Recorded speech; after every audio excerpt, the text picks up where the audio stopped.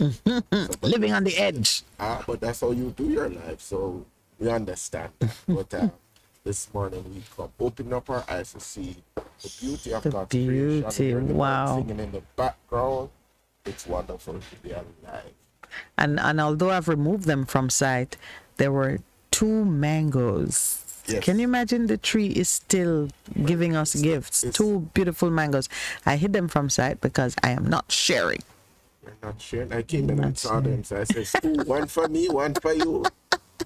I had given instructions that they should have been well hidden before anybody else Not a came. selfish person, so we don't even, and we are not entertaining that thought at all. So there are two wonderful mangoes, and it's the backing of Gifts of nature. Can you imagine? Yes, and Yeah. and I recognize too that some other mango trees are coming into a new crop now. So that's gonna begin soon. I mean, isn't that amazing? It's one of the things about Jamaica that I just hope we never take for granted.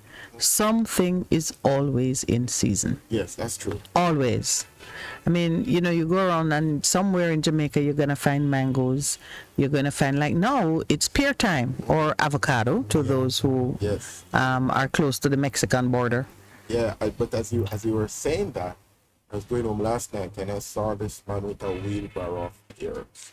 And I was saying to my dog, Oh, "Boy, that's something you don't see everywhere. no, but pears are everywhere." On Saturday, big up Chin, the gentleman who supplies me with my bananas. And I normally buy bananas from him. And I got the banana. I'm saying, oh, this two pear, sir, you need to check in. I'm saying, okay. Because normally those pears that he gave to me on Saturday is about $100-$200. They're very nice. When I reached home, my wife said to me, where you get so much pear from? Me get pear too, you know. So we were overcome with pears over the weekend. Guacamole. You see now? All right. That has just set the course for how I will treat with those two mangoes. What happened? I only have two mangoes. I would hardly say I'm overwhelmed with mangoes. Okay. Alright. So when I'm overwhelmed with pears and I think I'll bring some for you. So, next time you're saying, Yes, next time when I get two mangoes, you're in the mix. No, but hold on. But I always bring mangoes for you. Remember, Listen, man, we're not mixing mangoes and pears. But you get it. But this morning, as we look on the beauty of God's creation, and we hear the birds still singing in the background, I want us to begin to open our eyes to see what God is doing in our midst. And the story takes me to Second Kings.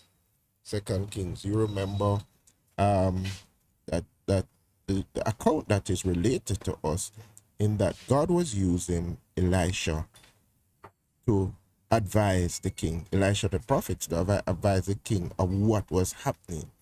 And in the enemy's camp. Yeah, right. And so what happened is that the king says, oh, I tell the people them what we are doing, because it seems like every move we are making. It's patois is on the front page this morning, so the king should speak patois. Yeah. Oh, I tell the man what me I we do. do every time. Yeah, who's in my bedroom? Yeah, and that's interesting how God operates with us. We often hear it said that God is always speaking. The question is, just our point, are we listening? Are our eyes, our ears tuned to his wavelength? Anyway, but he says, okay, you have to deal with this problem. And someone says, it's the prophet Elisha who is informing us. It's all right. Let's do a show of force because we need to get him. And the account begins with 2 Kings 6:17-20. And so Elisha wakes up and he sees all these forces round about him. And then he seemed unperturbed about it. But Gehazi, the servant says, begins to become, why him so calm? How is he so calm in the middle of what is happening? And Elisha prayed, open his eyes, Lord, so that he may see. Then the Lord opened the servant's eyes, and he looked and saw the hill full of horses and chariots of fire all around Elisha. The enemy came down towards him. Elisha prayed to the Lord, strike this army with blindness. So he struck them with blindness as Elisha had asked. Elisha told him, this is not the road and this is not the city. Follow me, and I'll lead you to the man you are looking for. And he led them to Samaria. After they entered the city, Elisha said, Lord, open the eyes of these men so they can see. And the Lord opened their eyes, and they looked, and they were inside Samaria. The account is interesting in terms of how important it is that our eyes are open to see what God is doing. That we do not become fearful in terms of Elisha's servant, because God is always working. God is always doing something. I say God is always up to something. And a simple prayer I pray in the morning when I roll out of bed and I stand up and I stretch, I say, God, what adventure are we on to today? What are we going to be doing today?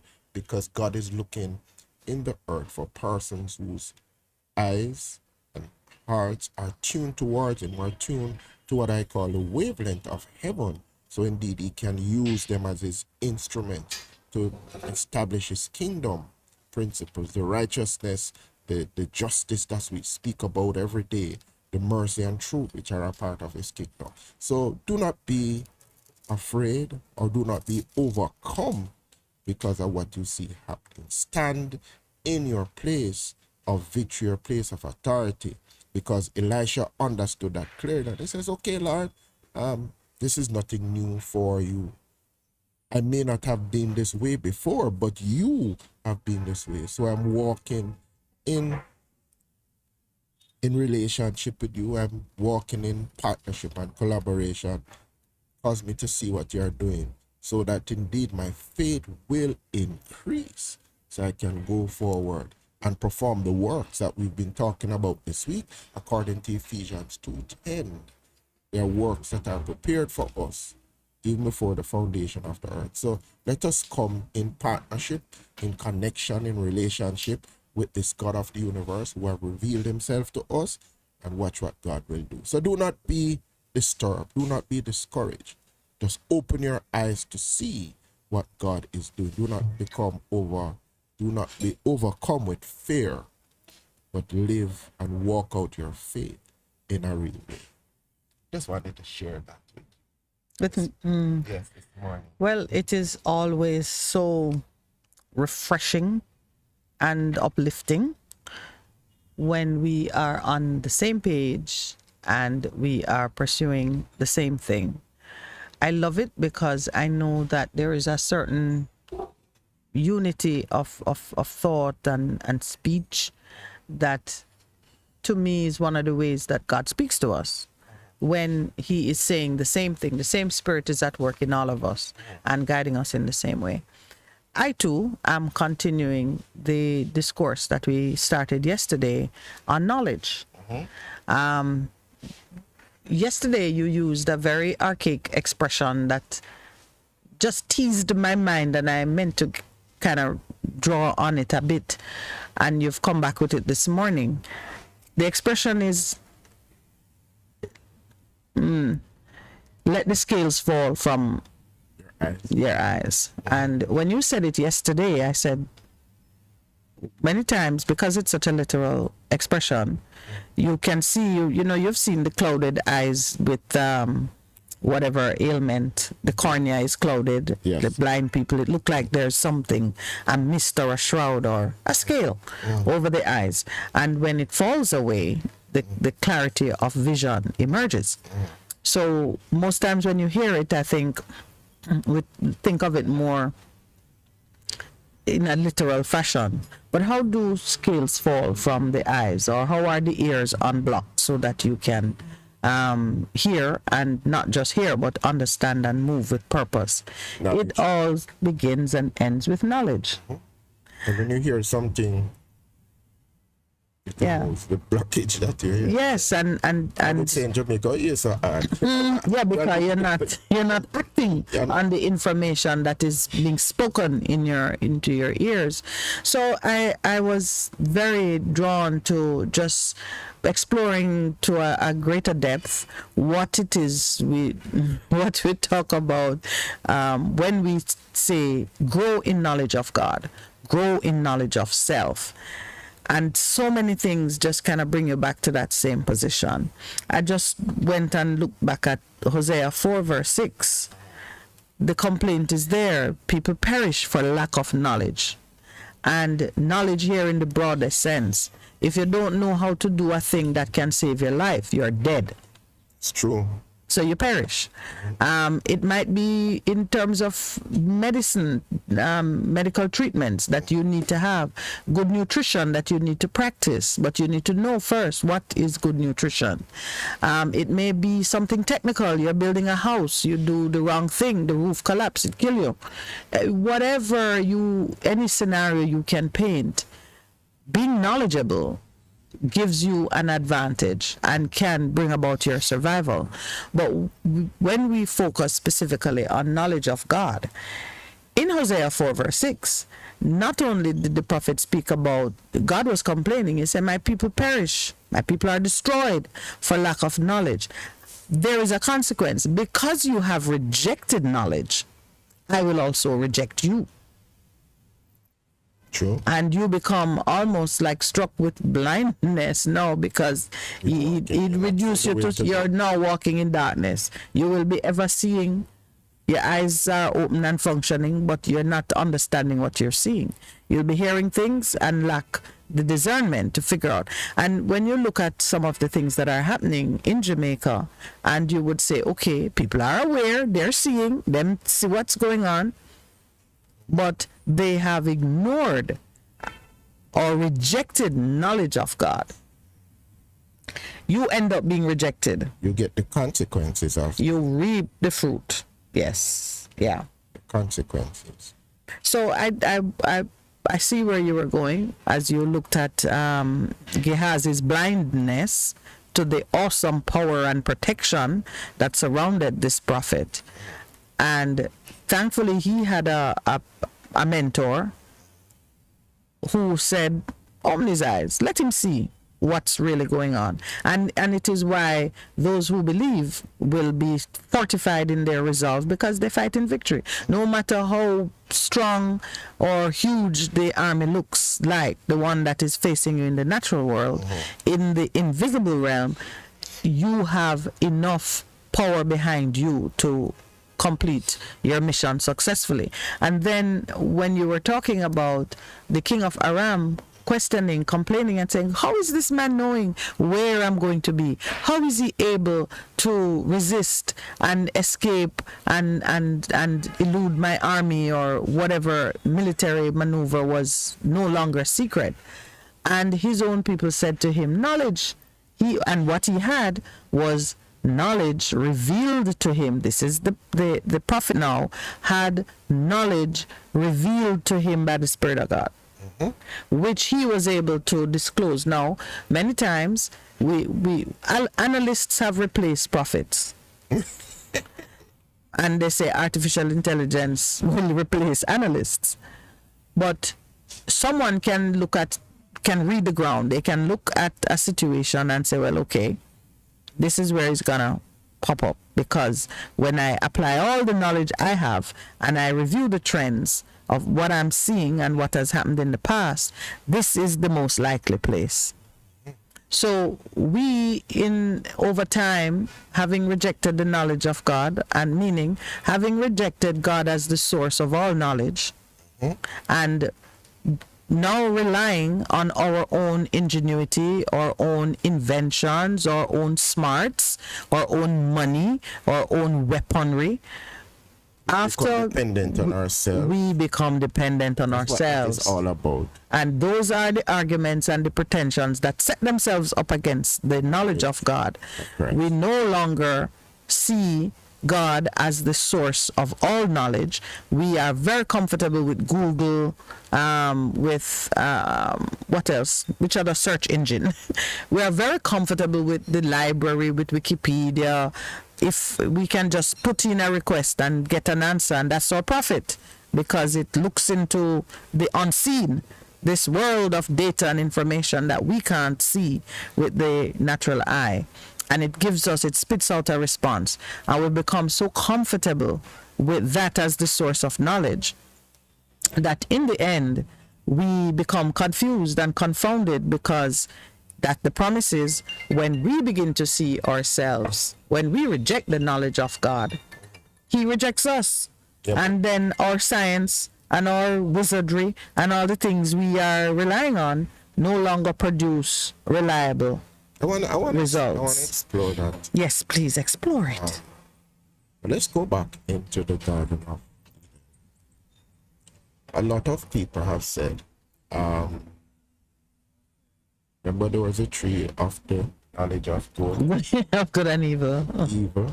And the tree of life. 2 trees. Yes.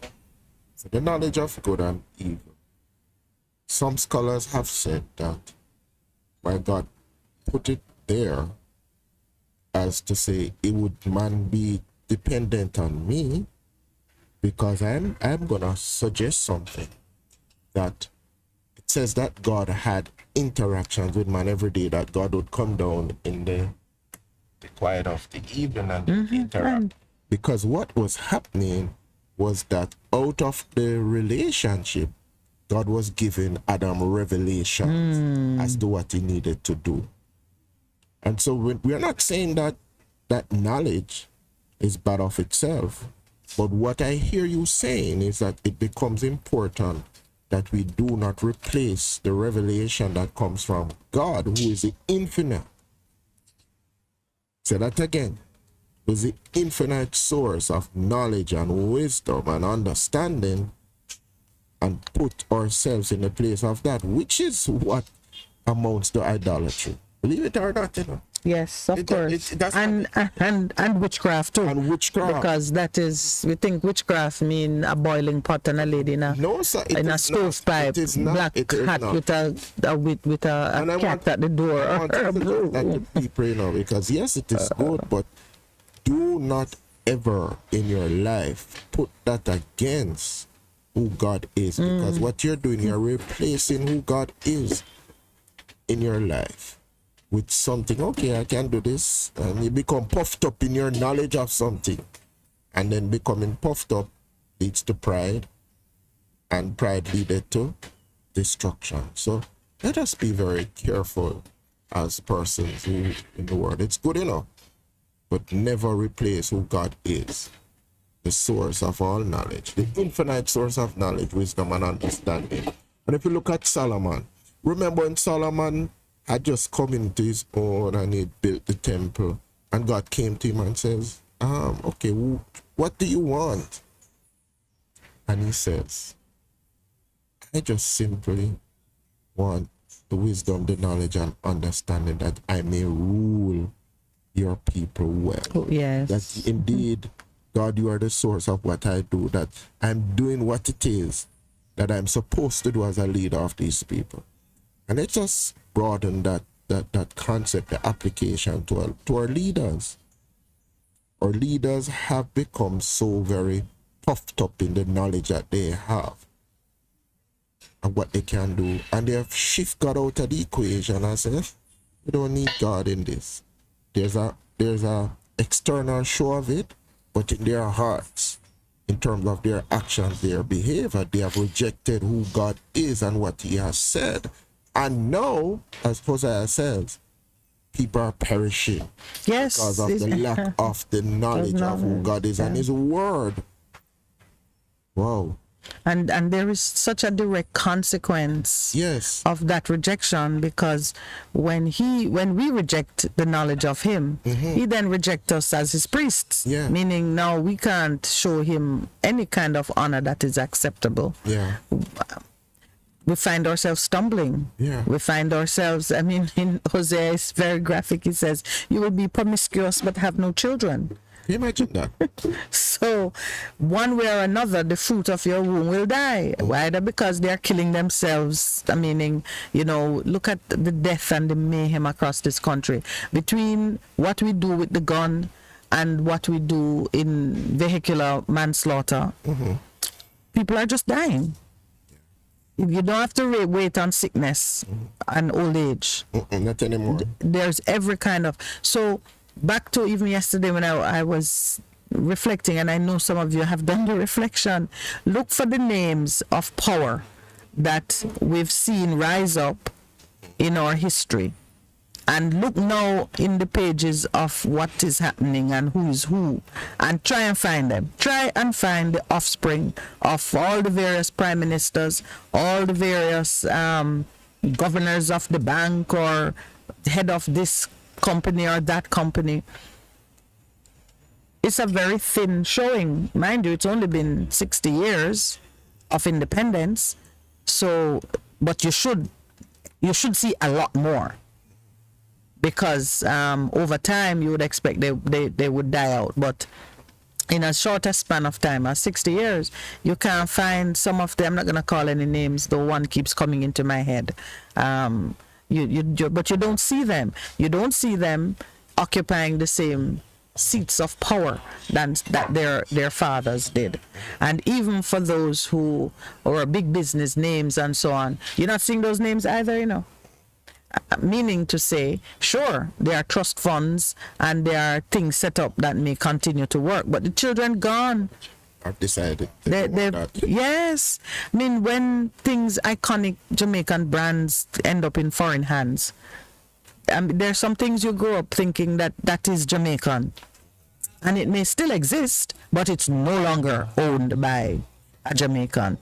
So there is a pattern, there are some consequences which if you study it, you will see that the word is true. The words of prophecy are true as to the consequence of certain behavior.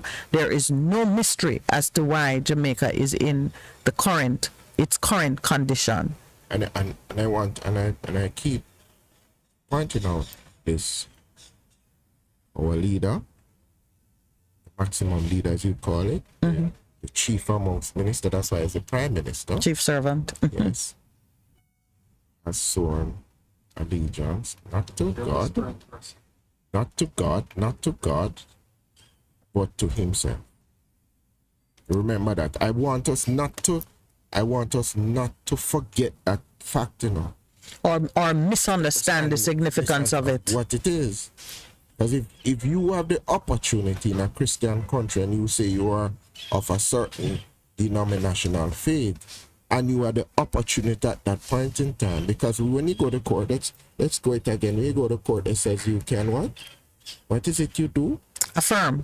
You can affirm, or you can swear on the Bible. Yes, and he never did that. He affirmed that. That is. But to me, that was like a lightning bolt. You know that? Yes, actually, it's still sizzling in your brain. That's what then. Oh, really? It is still sizzling in your brain. That's what he did. That's what he did? Yeah. Really? In the exercise of his freedom to choose. Yes. That is how he chose. He affirmed. He didn't swear, so help me God. So when you affirm, what go again? How does it go again? The affirmation, I have to bring it up for you. Yeah. I'm not an affirmer, so I don't know the affirmation. No, I asked that, So my I know you want to find it. The Lord, open the eyes of your people to see the real things, to see your power, to see that you're working, but to become so aware of what is happening around us by the people who choose to lead us. It's those little things that add up to the big things that will dictate your action and the course that you follow in any situation. I say to my children all the time, you must become convicted and confirmed and converted in your ideas and your belief system, because you cannot wait until you are in the circumstances to determine how is it that you would respond. All right. So actually, I actually went into the swearing in video, but You understand what I'm saying? 'Cause I remember trying to we were find having it. this wonderful discussion in our usual time, Yeah. and I was saying to them, it started with dating and how you deal with women and how as young men, Oh, this is you and the boys the boys and the girl, and the girl. I forget too, you have yeah. a mixed pack. Yes. And they came up and they were talking about things, and I said, that is going to be the expectation. And I'm saying, no, daddy. I said, what do you mean? Oh, and somebody thing I was saying, so if you're in a relationship, a committed relationship with a lady, going somewhere, you're gonna begin to hear hinting, and I said, no, not until you're married will I begin to deal with it. I said, but sons, those are the way of the world. And then I tested it in terms of practice, and we're asking couple of the individuals that I'm working with. So what is the understanding of you if you're in a committed relationship with somebody? What is the expectation of the gentleman and the lady? So we expect him, even though we have our job, that he's going to be carrying the significant portions of the bills and so on. I said, really? She said, yeah. I said, really? He said, yes, that's how it is. At that moment we come upon our break, it is indeed. Oh, we're at the so, break while I'm still searching You'll for come the back to that. affirmation. I will find you'll it come back. because I'm now looking. I'm Values looking are at it. All important. right. Yeah. When we return. So, yes, from our break.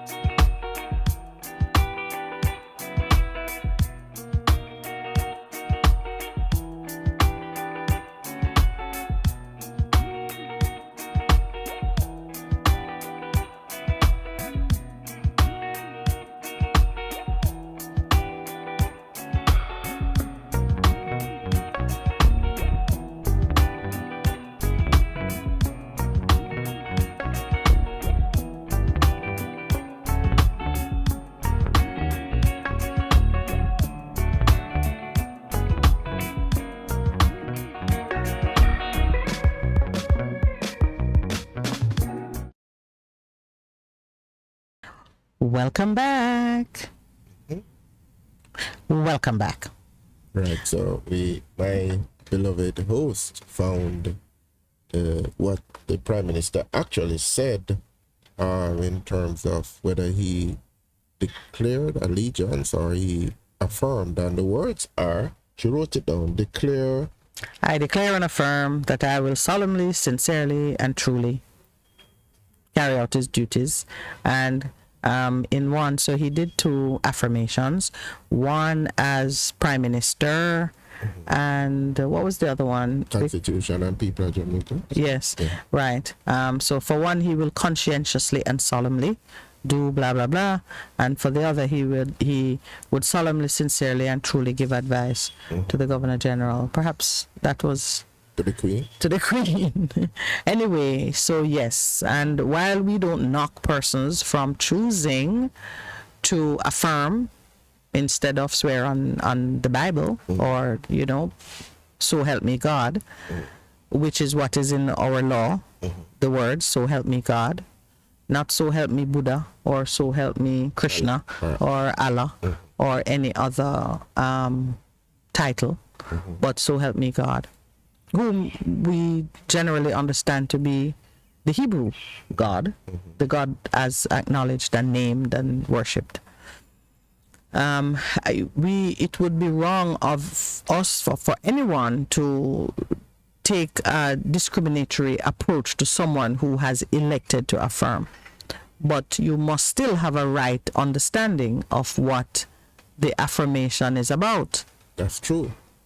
And know what consequences could flow from it, what you are inviting, and what it means. Which is a greater picture we're seeking to. And that's where we're going. Yeah. And this again is in relation to knowledge. You must have knowledge of things.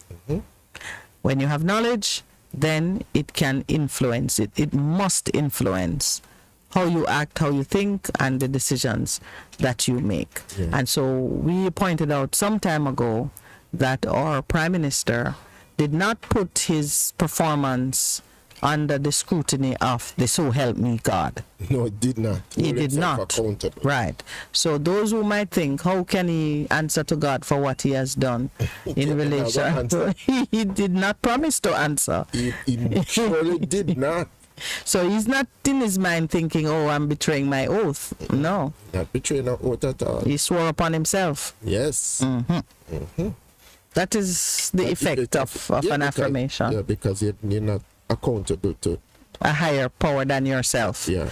You're accountable to your conscience, to your knowledge of truth, to your integrity as a person of sincerity. Those are the words he used. He said conscientiously, appealing to his own conscience, solemnly, appealing to his own integrity and sense of what is the gravity of things, and sincerely, that again touches on the integrity of a thing, and truly touches on his knowledge, his state of knowledge. How can he be true to what he knows? Perhaps he is being true to what he knows. What we are seeing is the extent of his knowledge.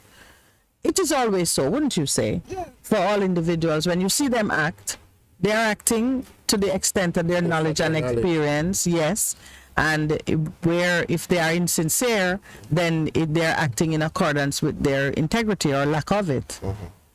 When you say, if you stand in a man's shoes, you would understand him. Right, yes. It is true, if you stand in the shoes of a murderer, you would be right there with him making the same decisions that he's making, because you would be responding to the same stresses that he has endured. You would be applying the knowledge that he has, or you'd be applying the knowledge that he has, and you would be subject to the vulnerabilities of his own ignorance or lack of knowledge. And you would do exactly as he has done. And yesterday Lowell talked about empathy, the necessity for persons to be empathetic in their response to what we see, because we have walked in some uncomfortable places ourselves, and we should be able to recognize that there is a pain and a need for compassion when you see people going through certain struggles. We're going to call on our listeners to be empathetic this morning. We are having as a very special guest a lady whom, have you met her, Pastor? You know her only by reputation, and her reputation is one of, with the exception of reading the biography or the profile of a person who is a member of the clergy. I have not read any profile of a professional person that speaks so much to their faith and their behavior, their trust in God, and how that faith influences what they do. We are going to be graced with the presence of Miss LaSonja Harrison. And I said she must be a child of the 90s with a name like LaSonja. We'll discover how she end up with it is, she looks a bit like your other favorite lady, Miss Malloy. Yes, I was looking at it. Yes. Yeah, either they're using the same photographer and makeup artist who does the work, but she's she really is a delightful person just to look at and then to read about her. So let me tell you a little bit about this lady. she currently serves as the chief servant, and when you see words like chief servant, you know it's biblical. Chief servant of St. Faith's Primary School in Glengoff, St. Catherine. She's a graduate of Shortwood Teachers College, and she holds a Master of Arts degree in supervision from the Western Carolina University. So she's been trained in America. Trained in Jamaica, trained in America. Her first stint of service was 12 years at Holy Childhood High. And from there, she went to Glengoff. So she left, Holy Child was a Catholic school? Yes, Is it Catholic? Yes, it is. So she left a Catholic school where she was working with young ladies, and then she took up her post in Glengoff, a country school. So you can see she's not afraid of the cutting edge. of being on the cutting edge. I love how you put it. No, but it's true because you go to a school that maybe well resourced to a primary. From a prime, yeah, in the country. Yeah, Man. She's prepared to work for her keep. She's described as being passionate about education and all matters relating to the sector. She's a true patriot, and she does not desire to live anywhere else in the world other than this rock, Jamaica. So I feel like she wrote her own profile. And so it speaks from the heart. So she's patriotic, and she has pledged to the Lord that her skills and competencies, that for the most part have been honed in Jamaica, will be used to build this nation. So when she come, I'm gonna be saying La Sonja for Prime Minister. What a joy to have somebody who is committed to building Jamaica at the helm of Jamaica, and somebody who is not afraid to talk about God. She makes specific reference to our, this is from the pledge, one of the mandates here in here. Yeah, she wants Jamaica to increase in fellowship and prosperity, and to play our part in advancing the whole human race. And she has a philosophy: having been a part of something, when the curtains are drawn, I must be comfortable within myself that my contribution was to the best of my God-given ability. She's saying she's not holding back. She's leaving it all. So she's leaving it all on the field. All on the track, like they often say as a coach. In former times, I'd say to them, all right, leave it out there on the court or bring it back. Leave it there. So all the blood and sweat, make sure you give it your full 110%. Leave it there. I would love to see you working as a coach. You see what I'm saying? Oh, yes. Yeah. Here you're giving the pep talk. Yeah, I love those. You know that I have worked with different teams, coaching and also managing and working as a chaplain. And I love to use examples of people I've done before in terms of their coach, in terms of taking them, being involved with my alma mater. Somebody else, when they won championship, I work official as chaplain as with other teams to basketball and so on. So it's to bring the principles that you can use in terms of winning, and having played, you kind of understand sport what it is. And last time I spoke, you guys were thoroughly entertained. I said the smile spreading back on your face. And you must be a good coach because you can relate to failure. Yes, you understand. Yes, man. So that don't phase you. No student can tell you that they don't want to step out because they might fail. No, man. Having failed, that is get back on the horse. The people who are champions will tell you that it is the failure that has pushed them to become and when I entered investment in telecoms and was going around the world, that different conferences and so on, almost everyone who was successful reported that they went bankrupt twice. They lost everything through one method or another. It's one of those things that you if you want to get something good out of it, you have to move past the failures more than once. Move past the fears too. Yeah, because after you fail one time and you don't want to go back, but you don't want to. Yeah, but Yeah. Anyway, you'll be proud of this lady. I know you're going to enjoy speaking with her. She is a servant of the Lord Jesus Christ of Nazareth. And she's married and so on. She has one daughter. She has one daughter, yeah.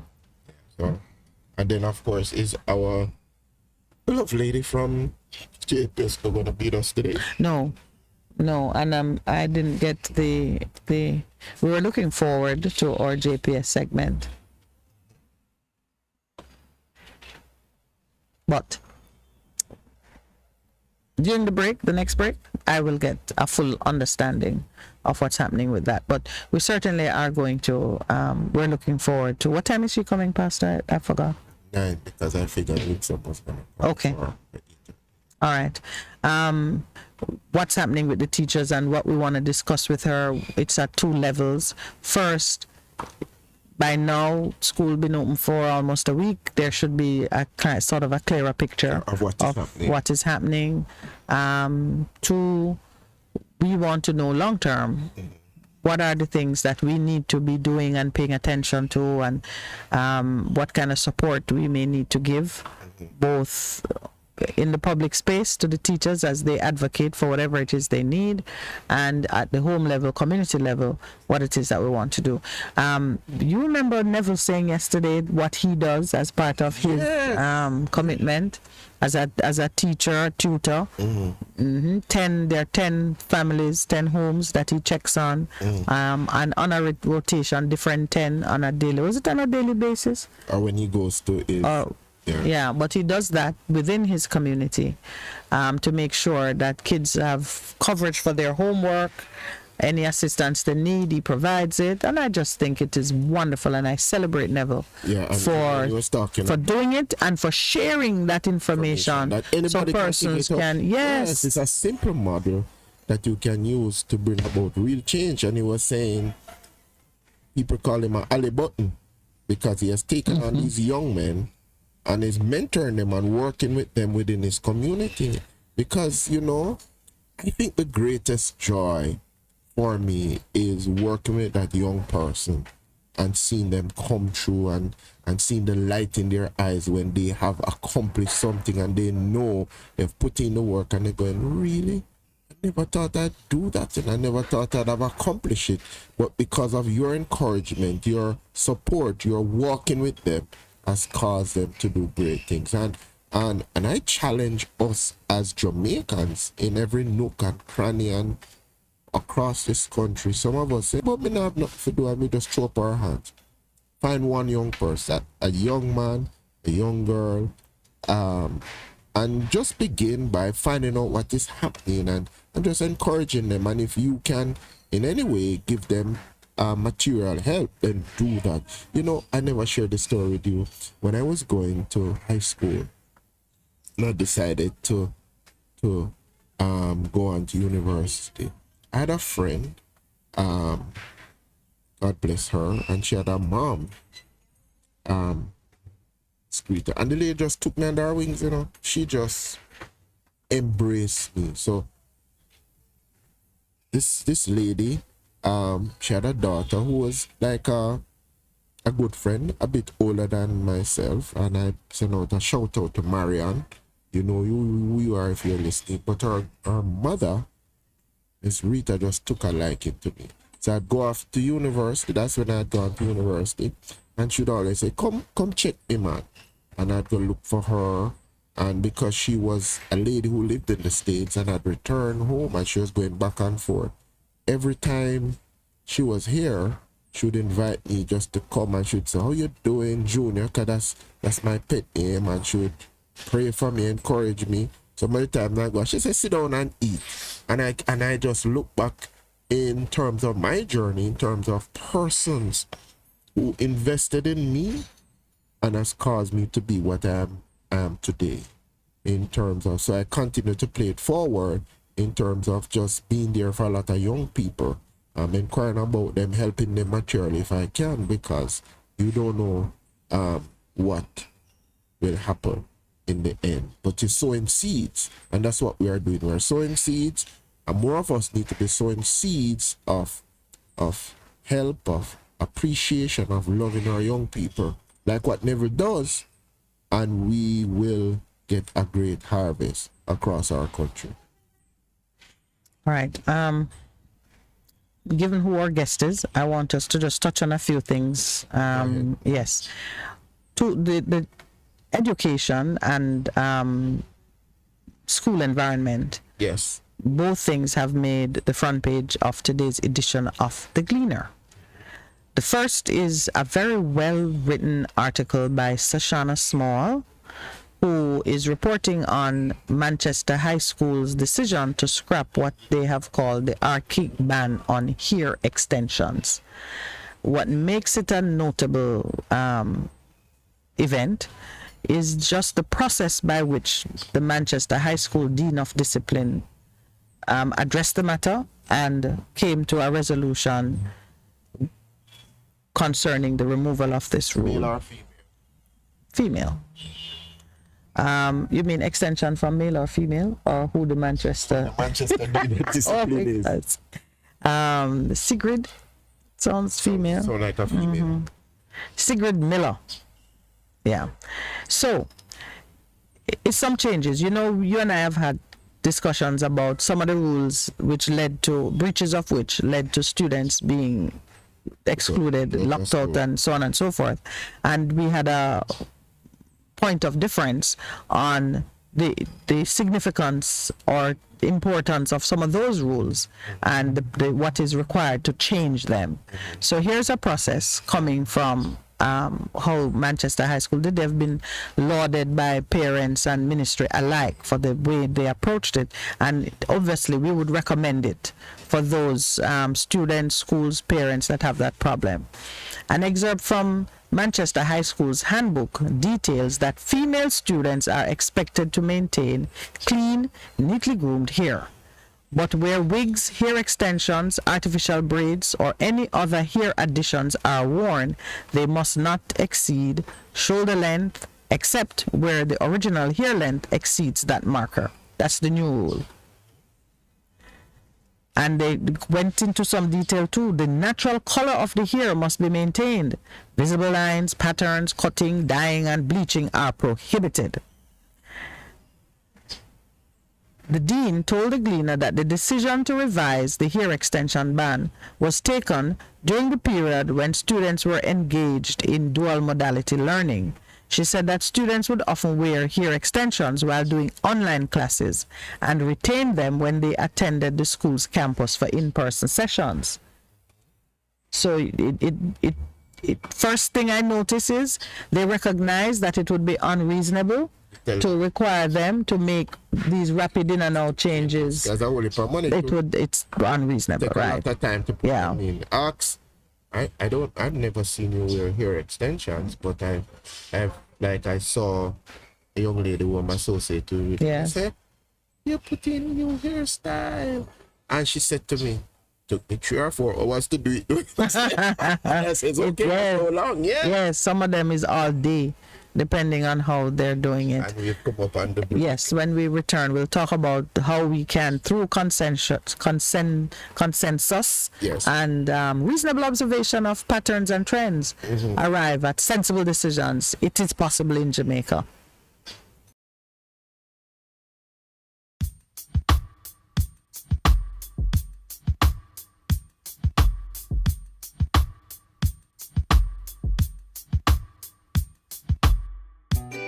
Best 100 FM is the authentic voice of Jamaica, promoting your prosperity with better vibes and better music. Let us promote your goods and services for you. Advertise with us. For more information, call our office at 876-276-8935. That's 276-8935. This is your beloved Pastor Percy from the Morning Connection. Support our commitment to Jamaica by joining us on Wednesday mornings at 7:30 when we pray for the nation. Show us you care. Advertise with us.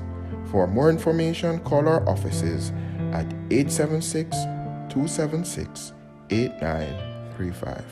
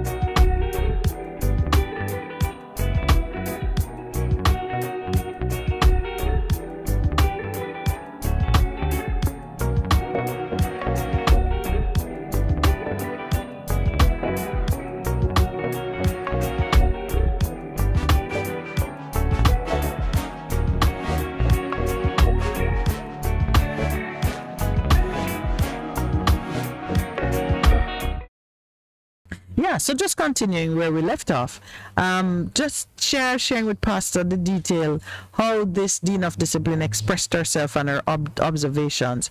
She said they knew some students were using extensions, but they observed that it was so neatly done and that it did not distract from the teaching learning process. And so they felt that when school reopened, the administrators could go in this direction because they saw that it was not being abused, there was no extravagance or other breaches, and they decided, let's try. And then she gave some good advice. She said we need not be afraid to try, and then we need to decide if there's anything that we need to pull back on, but let's try. Let's not be terrified.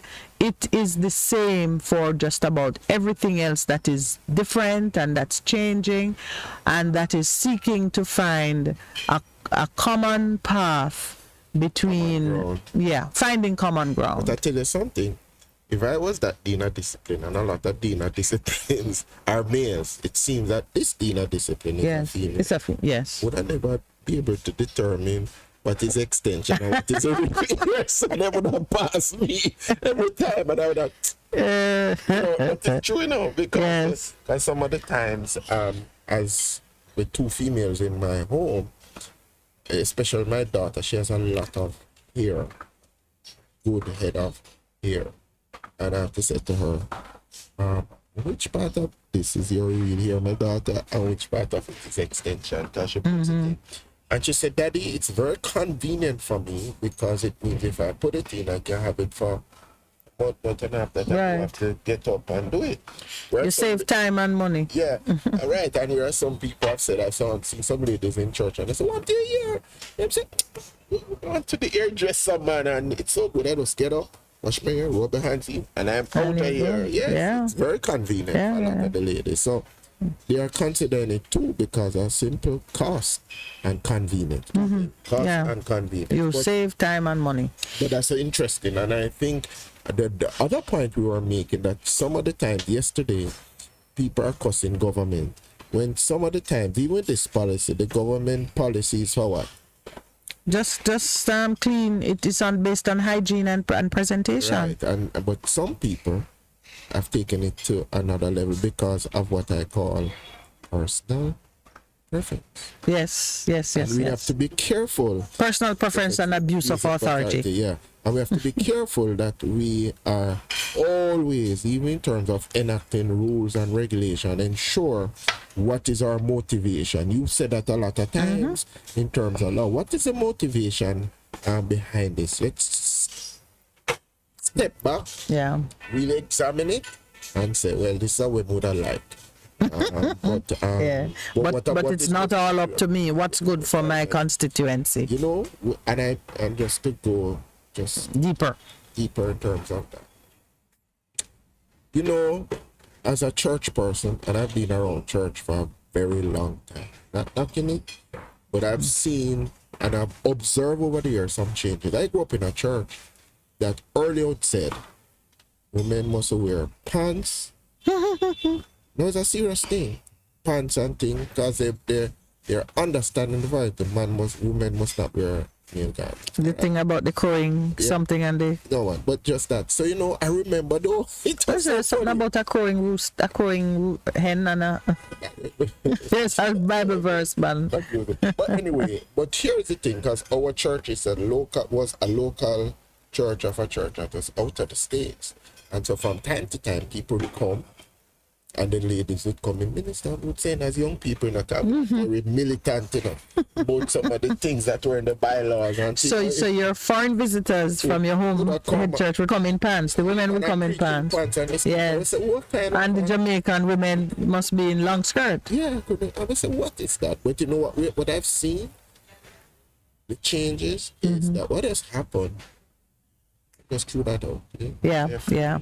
So there were some things too as a child that puzzled me in terms of church rules. I lived near to a church. It was not my church. It was one of it's a Pentecostal church, and I learned that the women were not supposed to wear pantyhose, slingback slippers that expose the heel. Yeah. and maybe open toes as well. And there were things about pants. They definitely couldn't wear pants. Their hair had to be covered, and there was another rule that puzzled me too. Yeah, the hair had to be covered, and there's another one. Makeup. They couldn't wear makeup. Yeah, that's changed. They couldn't wear makeup. That's changed. And I think there was one too about jewelry. Yeah, and some churches still don't allow you to wear jewelry, even when people are married. They don't allow you to wear bands. To wear wedding bands?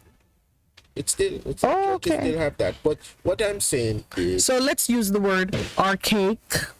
And one of the things that troubled me about it, most of the rules about dress and decorum attacked women. Yes, I said attack.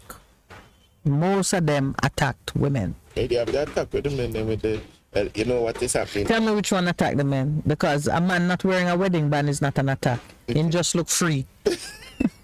And probably he's him institute that rule. So sorry, Robert.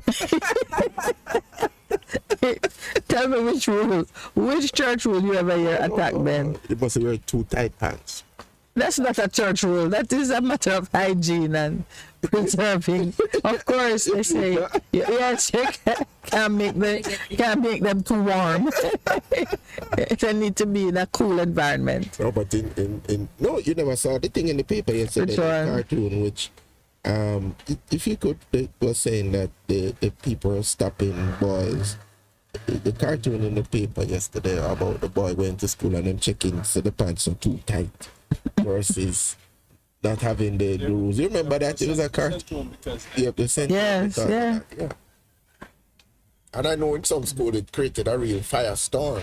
Firestorm. Oh, Pastor, you're flowing this morning, because firestorm would be the right thing. Yeah, and we're saying, come on. But some of the young men really, we have to say to them, I try to look for the cartoon. the cartoon. We have to say to them, hold on, you're affecting your future. You're affecting your future. Future of the country. Yes, you're affecting your future and your ability to procreate. And people said, really? And I had to explain to them why. And they said, oh, okay, sir, because it needs to be well ventilated. The testicles, it is needed. Ventilated testicles. Now, those are two words I never expected to hear together. Yeah, but that's when they say they need to be Kept in a cool. replaced. Yes. But ventilated would suggest there are holes somewhere and a fan. AC. You have to have AC down there. Yes, that part don't sound right either. But it's true. That's a matter of hygiene and safety. Yeah, for the men to be which oh, I'm looking for Wednesday. yes, Wednesday. Yes. All right, I will find the tight. Ooh, those are not pants. Those are stockings. Yeah, you say, I see. Schools are focused on important things like tight pants and ignoring the trivia like teaching and learning. And there's Faval. Wow, Faval looks very healthy in this cartoon. Nice, sturdy legs. Faval is a very slender person. And of course, Madame Public. Madame Public. I love Madame Yes, Public. man. She have good shoulders and a generous rear. Yes. Very, very African. Yes. Students in tight pants denied access to classroom. Tight pants, indeed. No. And I can understand why my son. How did Pastor get me onto this? What were we talking about? school. Oh, I all right. read school. Yes, Oh, jeez. Yes. It's free flowing Thursday now, so just understand that Pastor is doing exactly what is required on Thursdays. No, but the principle is, in terms of rules and regulations, we really have to stop and think and ask ourselves, this is in a general way, even from the policy level. When you make laws and you put in regulations, can it really work? Remember, we're laughing about the law where they say if you cuss bad word. Oh, yes, yes. Remember that? For protecting the transport Transport authorities. authorities. You stay there. emboldened by that, Minister Chang, speaking about changes that are coming to the guns, yes, said that there is to be there will be an offense that if you speak a certain way to the officer in the conduct of their duty, there'd be a higher fine and some. So you see, it's a growing trend. I told you it would be a trend. This notion now that you are going to be punished for your expression. Freedom of expression. You have not touched him, or you have just spoken harshly or unkindly, and they're so delicate and vulnerable now that you are going to get higher fines and prison term. Yes, he spoke on it. He spoke on it. He said it's coming. If you know, we have to be careful, you know. Of course, we have to be careful. That's why you and I are pointing those things out. The leaders of our country. That means that if the maximum leader says something you don't agree with, remember that the Sachin who was locked up. Yes. Said that they start small and then they start your rights, picking at it. Yes. Which is what happened in the pandemic. You know, people never recognize that a lot of our rights were infringed upon in the name of public health and safety. And when and now the data is emerging, and it is emerging that says, no man, a lot of the things that they did were never needed to be done, because when the Barrington Declaration was done, it was public health. People says, you don't even lock down the whole of the place. What is going to result as of this whole scale lockdown?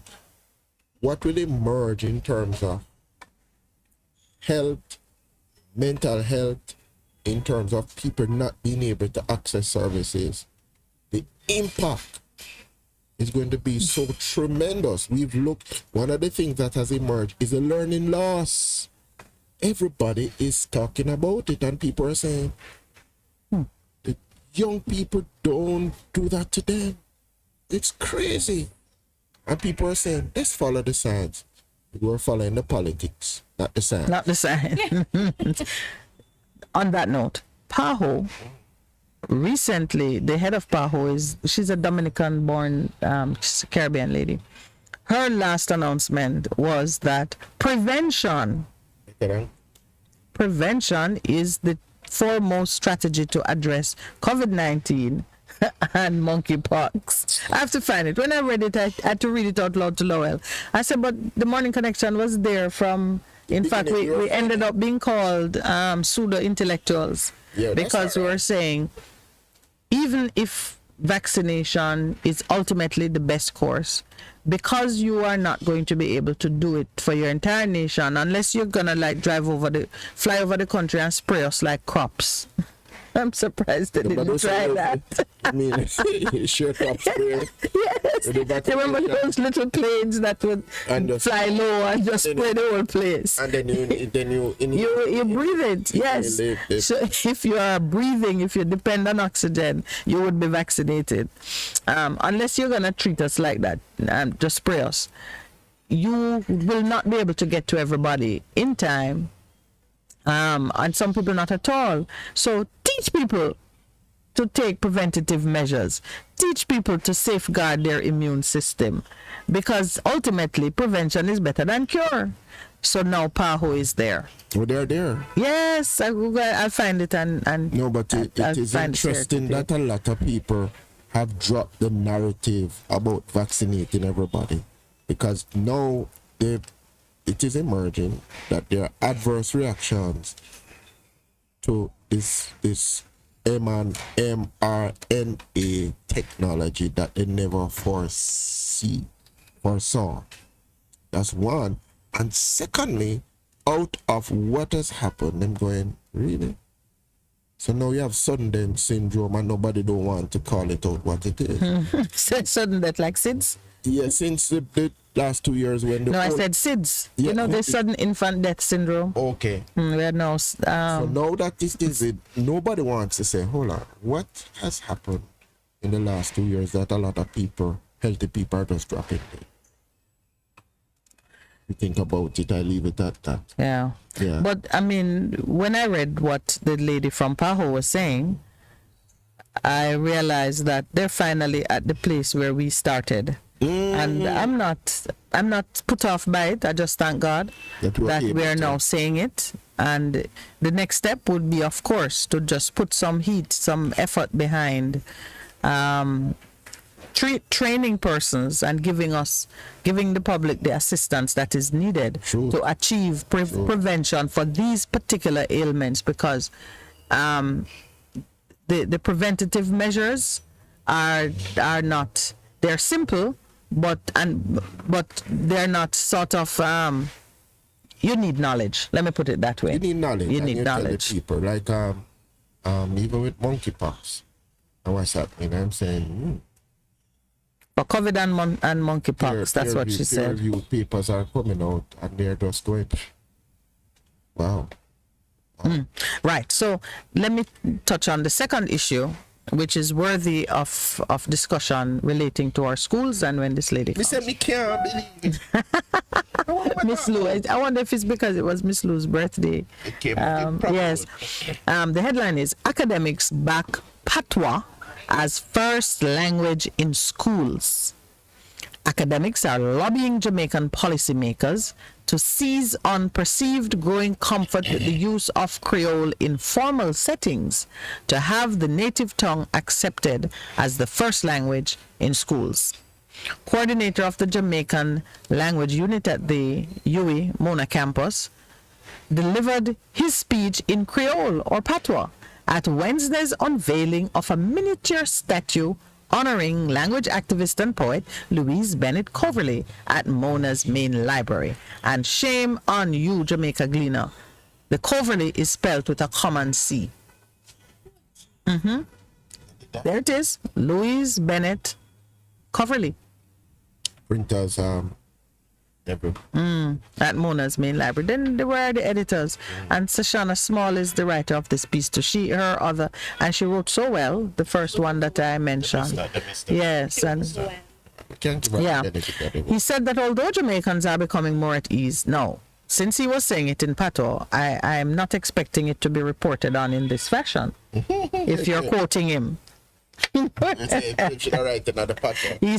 said that although Jamaicans are becoming more at ease using patois in formal settings, it is not given the credence it deserves in the education system. For decades now, UNESCO had advocated that children should be taught first in their mother language. Say it again. And UNESCO, on the basis of research, has said children do better academically when that happens, because a child has already started to interact with his or her world in their mother language, said Parkinson. You know that we actually did research in Jamaica that proved that. But listen, what kind of research do you need to show that people survive by breathing in air? But people are saying, we're scientists, where's the data? But we actually did such an experiment at St. Peter Claver School. The problem, as I see it, has to do with the very thing we were talking about earlier when we said it is we at the ground level who are not comfortable with ourselves, who have these notions and these preferences and these ideas about what is proper and what is right. And immediately I hear Vivian Crawford in my head reminding me that our art was garbage. The things that come from us naturally, that flows out of our spirit, our DNA, our culture, we don't respect it. Sure. We think then talk bad. We're not comfortable in our skin. In our own skin. No, I confess that I don't know. There are times when I hear a small child speaking in patois and there's a broadness and a tone to it that don't sound right to me, because maybe my ear is attuned to something different. But I know that in my spirit, I have no problem. There's no shame. There is no, you're illiterate. There is no discomfort about patois. The reaction to what you hear, and even when you choose to use it, all of that is learned behavior. Because when I remember even Miss Nadine Malloy saying last Thursday that when she saw the struggle and heard the children, she went to her peers, the parents, and said, listen, I grew up with I know no can speak English. The children are struggling with the translation. Talk to them in the language that they're going to be tested in. And it was so funny. And it would listen, yeah, the person of their parents. It became a phenomenon. Mommy speaking properly. Mommy trying to speak properly. When mommy would normally say, listen to me, picnic. Go sit down. No ramp with me. No ramp with me, or something like that. She's now saying, would you please have a seat? Or whatever. the tone, the inflection, the ease with which you can wrap out an instruction to it. Children need to be disciplined in patois. It's not the same to discipline them in too much talking to do it in proper English. You're so kissing. If you don't understand when I say, If you don't sit, you're going to have me. no, not really. not understanding that. Yeah, no, man. You have to say, go sit down. When you're saying, please sit, take your seat. You're not there. When you turn, well, when me hear the boy part, me get vexed. Me know what you're no Jamaican, somebody call anybody boy. It's a little boy you're speaking to. Yeah, even if he's a little boy. So if you go sit down, boy. Picnic. Anyway, when you turn and give it in that native dialect, you mean business and your children know it. Especially if you're one like me who was accustomed to just speaking, the Queen's English. I hate saying it, but you're accustomed to speaking. And like I said, boy, it's a thing, when you drive minute into patois, you know, you cross the Rubicon. There's no turning back. So there is that element to it that you always want to preserve. Your children must know when things have escalated. And patois is the fallback. That's the go-to. If you start speaking patois in school, what impact do you think it would have, Percy? You, the teacher, go in and say, morning. Is that patois? I don't even know. Or that's just mispronouncing morning.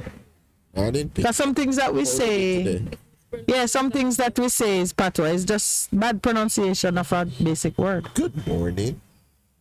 When you say morning. Like, how would you say good morning in patois? What would be the equivalent? How do you do? But that's how do you do? Contracted. Oh, yeah. Morning. There's some words. Good morning. And there's good morning. If it's a wagwan, like how the president of the United States came here and said wagwan Jamaica. That's a different. Good morning is good morning. Yeah, wagwan is what's up. Yeah. Anyway, I'm sure. I don't think. Sometimes, Pastor, I'll put this to you. Sometimes we go overboard in trying to legitimize or to dignify a thing. Yeah. And then we mess it up. Different persons, I think people should just speak as they feel and as it comes to them. So if it's a combination of English, broken English, pidgin English, or what Miss Cooper acknowledges as patois, because sometimes she writes some very long things and I can't make head or tail of it. Because I think she's making up her patois too. She goes along? Yes. I think she have an idea of the structure of the language, and even though that's not what we are saying on the street, she makes a word based on the structure of the language. Like, if you want to make morning into patois, you put a W in it. But it's still morning. It's just that you just broadened your accent and then spelt it phonetically because you say morning. And some people don't put a W, they put two A's. Yeah. So it become morning. But it's interesting that you said that, because there's a gentleman I know who listens to this program who had come up with this. A language. Yes. Because he says it's a better understanding, which has a phonetical structure to it, but he also made a linkage between it and numbers. But yeah. Well, I think what we should do is free up persons to speak their mind as it come to you in your mind. Just knowing that some things are polite and some are not polite. Manners being taken into account. As a thing comes to in your mind, speak it. Because when you now say, okay, patois is okay in school, are you going to require those who are more comfortable speaking English because that is what I'm speaking at home? Are you going to be saying to them, you need to speak your mother language? Do you understand what I'm saying? and you don't want to make people uncomfortable because you are trying to do a thing. I just want to be comfortable to say it as it comes to me. If it comes to me in patois, I say it. The test should be that the speaker is relaxed and not intimidated or censured because of the way they express themselves. Isn't that what we're aiming for? Freedom of expression, and then making sure that persons are not penalized because they are not doing it in a specific way. But then I'm always thinking, what is the tension between both? Okay. Most of our Between both what? What on one hand and what on the other hand? Okay, being able to allow for people to speak patois freely in school, and then using that basic mother tongue to say, okay, this is how it is said in patois, but this is the English equivalent. So they can determine what is the difference. That's on one side, one tension. Versus what you are saying, allowing people to speak whatever they are comfortable with, because the majority of our population speak patois naturally, even those who live uptown and downtown. So it's everybody speak patois. But can I tell you, it's not about speaking patois or not, It's about removing impediments to learning. Right. And that's what it's about. So I think the greater thing, if a major impediment to learning for our children is the fact that they're not making the connection between what they're speaking and what is being taught.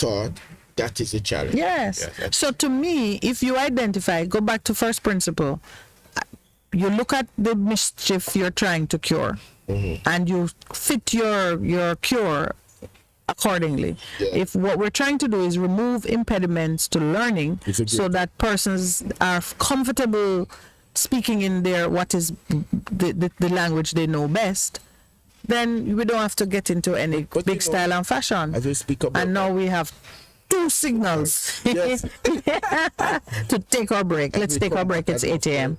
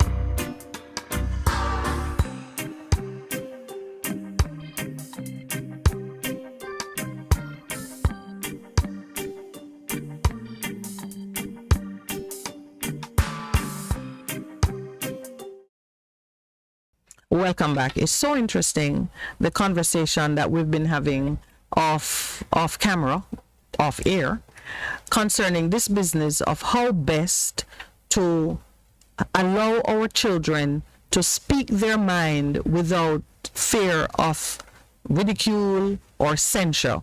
Ridicule because the same other kids in the classroom will laugh at you when you say something in your deepest patois or in any kind of broken English, and the teacher will censure you. So you face ridicule and you're facing censure.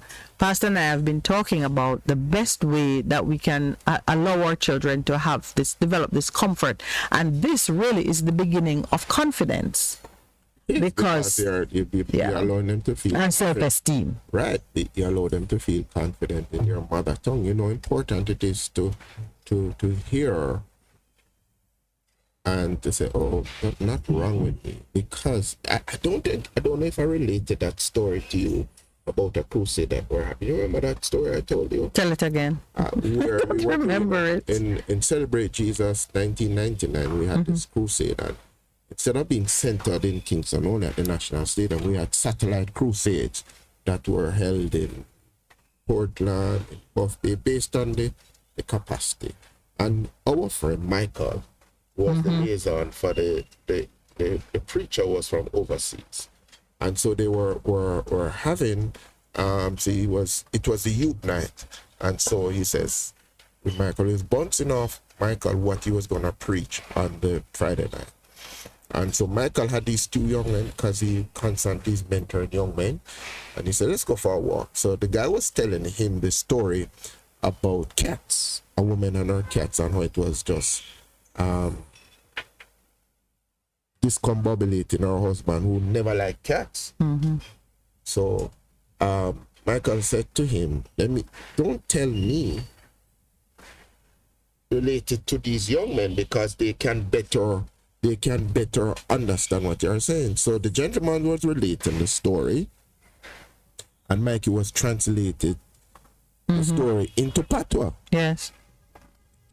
By the time they were walking up aisle, by the time they were halfway up there, the boys were rolling on the ground in terms of the humor that was in the story. So the guy says, but this is I think it was an American. He says, this is tremendous. So Michael said, let's do this on Friday night. So so Michael now, when the man gets up to speak, Michael stands beside him. And the people are wondering, what is Michael doing there? He's going to take away the mic for the gentleman. So the same thing what they did in terms of translating into patois from English. And what they observe, it is so important, your mother tongue is, you saw the crowds hearing the loudspeaker, but they were drawing near because they were so enthralled by this story. So, interestingly, it was the night that they had the greatest response in terms of the message that was preached. The altar call? The altar call, because people were hearing the message in their own mother tongue, and they say, oh, I can relate to that. So which parish you say this was taking place in Portland. Okay. So you think it would have had the same effect in Kingston? I think St. Andrew? I think so.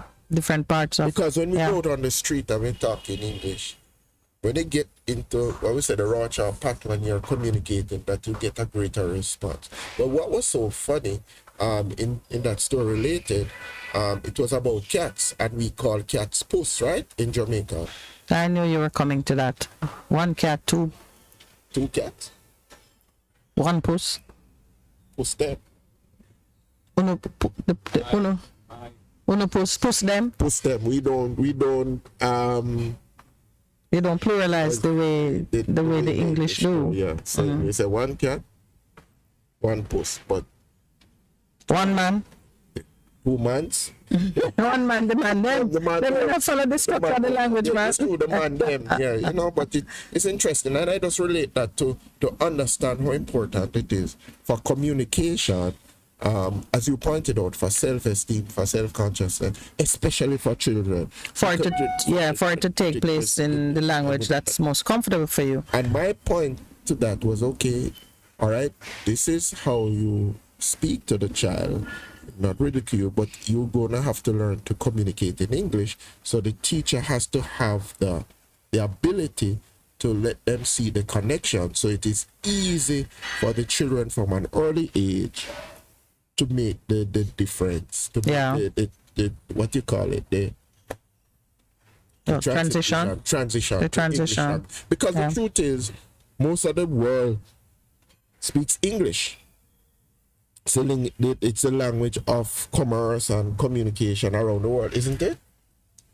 The international language of business. Yes, right. Yeah. So it's important, in terms of understanding that and thing. But are you international language of business, because you can have populations of greater numbers, but not, their language is not the language of commerce. Yeah. You have more Chinese with many different dialects, and you have more Indians than you have English people. 1.2, Yes, and Africa have a whole other set of languages that apply. And you know, when you say mother tongue, remember now, our constitution says we don't discriminate against people by reason of ethnicity, you know, age, race, whatever, gender, so and so. But ethnicity and race is one of them. We are out of many one people. So we have Indians, we have Chinese, we have people of African descent, people of Syrian descent, whatever. If you are trying to get persons to be comfortable communicating in the language of their mother, you said the mother tongue, which mean this is where you learn on your mother's lap. She's singing lullaby, she's giving you things, she's teaching you how to speak. It is the language that she speaks. And you go into school now and say the mother tongue is Patois is the mother tongue, representing the African heritage, or representing the majority of persons. But you are under a constitutional imperative not to discriminate against other ethnicities. If you make it a law, and this is really now looking at how law works, if you make it a law for one, then you're discriminating against the others. That's how religion got kicked out of school, you know.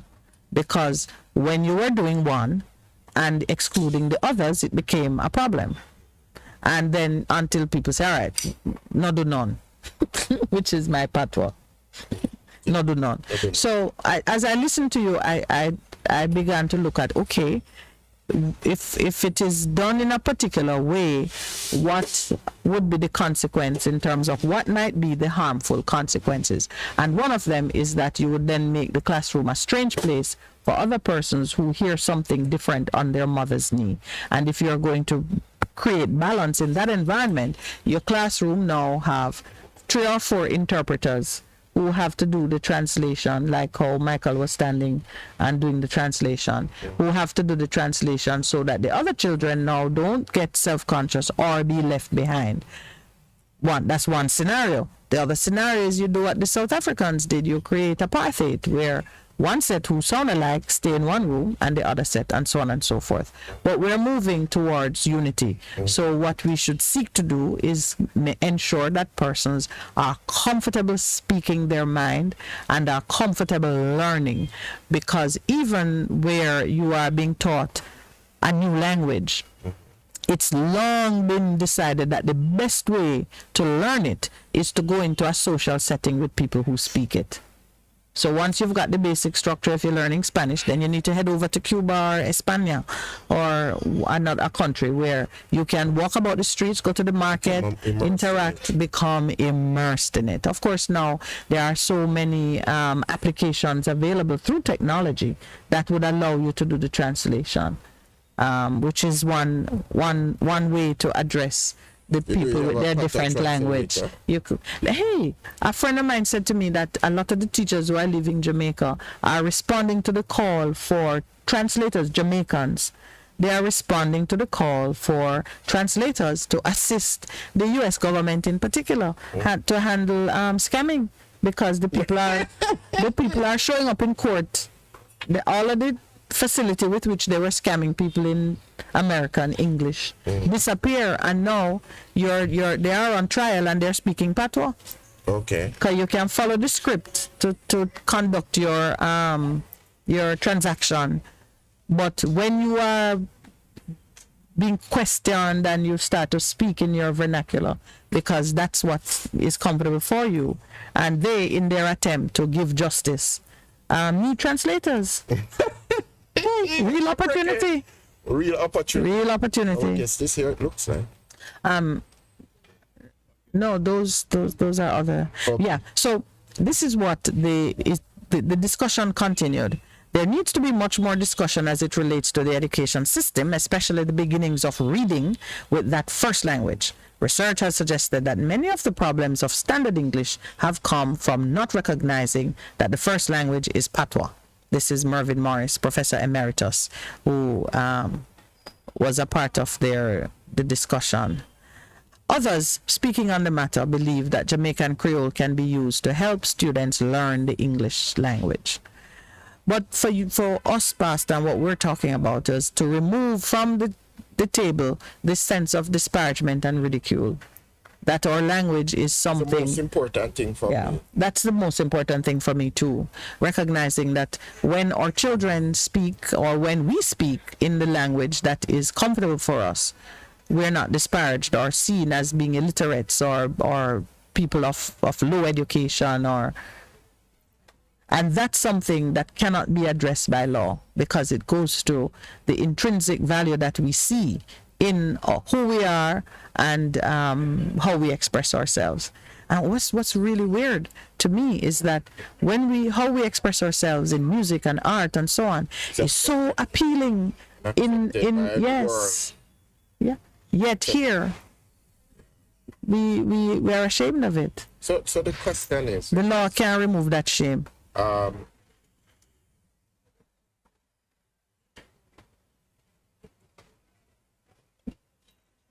You're still thinking? You said the question is and then you proceed to rub his beard. All right. While you're thinking on that, let me tell you what Miss Babsy Green said. She was the keynote speaker at this event. The minister said she hopes the statue's location will inspire students. That's what she said? Mm-hmm. That's all she said? I'm looking here to see apparently. Oh, yes, she said, there's no fitting space for this to be done than in the heartbeat of Caribbean erudition and scholarship. It is truly fitting that this maquette, still talking about the statue, is being located here at the University Library, where aspiring Jamaican and Caribbean leaders in academia, industry, commerce, and politics can come for tutelage and example. Pause regularly to interrogate world politics, sociology, arts and culture, and economics, Grange said. That's it. Talking about the Yeah, she said that Miss Lou allowed Jamaicans to be proud of their native language. But are we? Or we just see it as a good medium for entertainment? Could be for a lot of people. So I was just reflecting on what you said in terms of what then I'm asking you as a lawyer, Yes. training the law.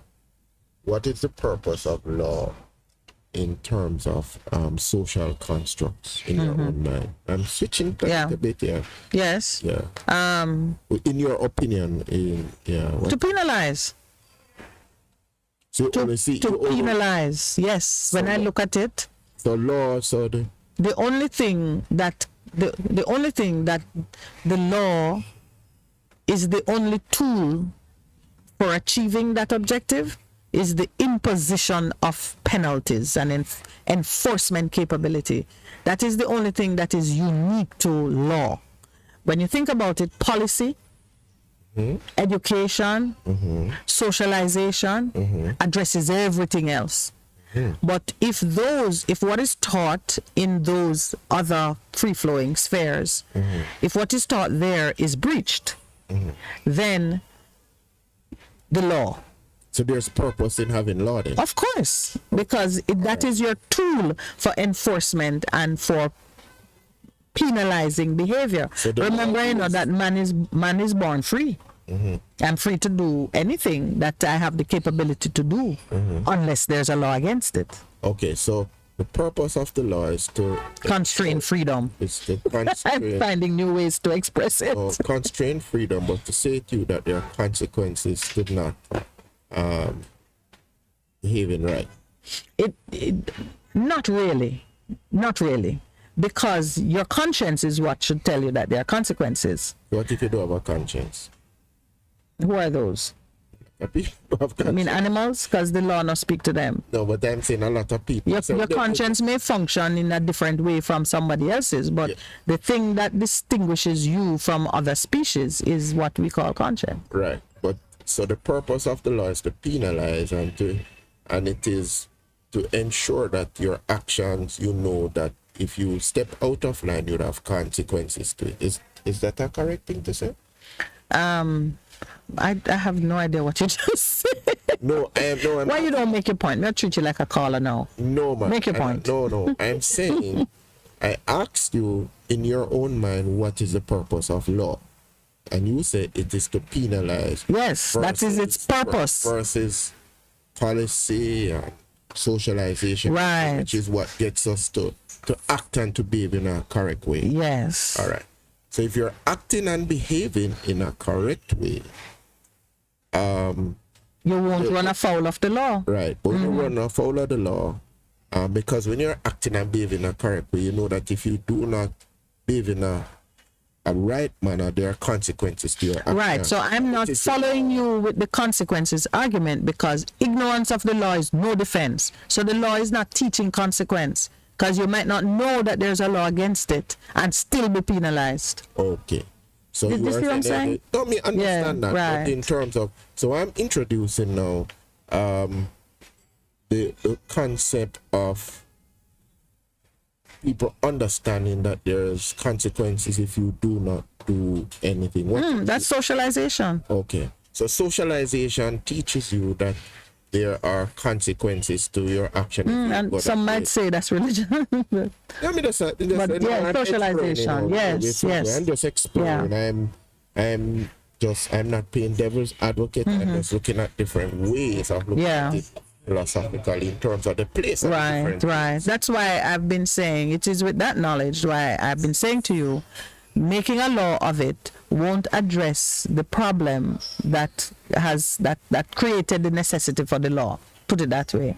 If it is that we are ashamed of our first language, we are ashamed of broken English, or patois is seen as the language of the poor, or it have status implications. It's a hard condition. Then there you go. Yeah, we always get there. But you see what I'm saying? If that is what the real problem is, making a law against it won't address it. It can be a part of what you do if you are going to impose a penalty.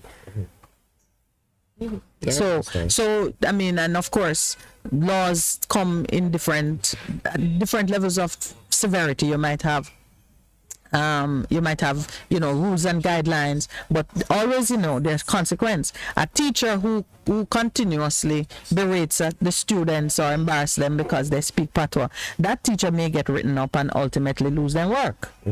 And that's a consequence of stepping out of the policy that says children should be free and be made comfortable expressing themselves in the best way possible. And what you should be teaching them is manners, time and place. I've heard, you remember we saw that very entertaining video. Well, not entertaining in the true sense, but the little boy telling the teacher, said, that's why you can't get no man. You remember? And in the classroom, pretty much, okay. What was wrong with that? Isn't the language in which he spoke it? It was the attitude, the disrespect, the tone. He could have said the same thing in English, and it ought to have the same effect in a disciplinary environment. All right. But he expressed it in a way, and it because she understood what he was saying. She became enraged. She became so enraged in him because he was speaking in her mother tongue, and she clearly understood what he was saying to her. So it's not that he was saying, miss, I don't think the way you're behaving will allow you to get the gentleman. Yes, or that's why you're single. Yes, it's a different thing. He said, that's why you can't get no man. It was hilarious the way he said, listen, I want my language to remain full of the joy and the freedom, and it is the go-to when you really want to say something with passion and emphasis, and I feel like bringing it into the classroom will strip it of that. There's some things that are best enjoyed. How do I put it now? But you see, I hear that. No, me shift by you with that. Me not talk about classroom anymore. Me hear that still, but I'm saying education is what uplifts and causes us. So if we can put in a policy says, because it was really... Yeah, but you're gone back to why they were disparaging the language, because they felt that education required knowledge of the language that is gonna work for you in the world. Yeah, but it's disparaging to say that both of them can work, because the thinking then of it is either and it's not really. It's not. It's both. It's both. It's both. And every time it's both. It is a shift in terms of mindset, I would say, that sense. Both can coexist together. Of course, but they are coexisting quite happily and having many, many offsprings. Yeah, but so much so that new words are emerging every day. Yeah, well, that's interesting, what you see. So, you made a new word. What was your new word again? Oh no, you said Wagga Wagga already existed. Wagga Wagga is a word that I've seen it get it Wagga Wagga. So you understand that's a new word. But, or we say in terms of saying you're stressed out, there's a word that you're yes. Frustrated. Yeah, you're you're stressed out. If you know that word, that you're that you're in terms of that. But I can hear words and intuit the origin, the etymology. Know what it. So when I hear I know I'm frustrated. And there's some other words too that I can, I don't have to use them. The minute you hear it, the way it is said, the context in which it is said, it's clear what it means. The words in the street, like you're 6. Oh, I don't know what that is. Because 6 love? No, not 6 love. You're done? So this is 6 from the domino game. Yeah, I get Isn't it? That the 6 is the prime number in the domino game. We're coming up to the break. So what if you're a double 6? My sister, I don't know. All right, it's time to take a break. When we return, we hope that we can be positioned then to have our guest on. So please stay with us. In this last segment, we're going to be talking about education and all the many things that we ought to be concerning ourselves with on this subject matter.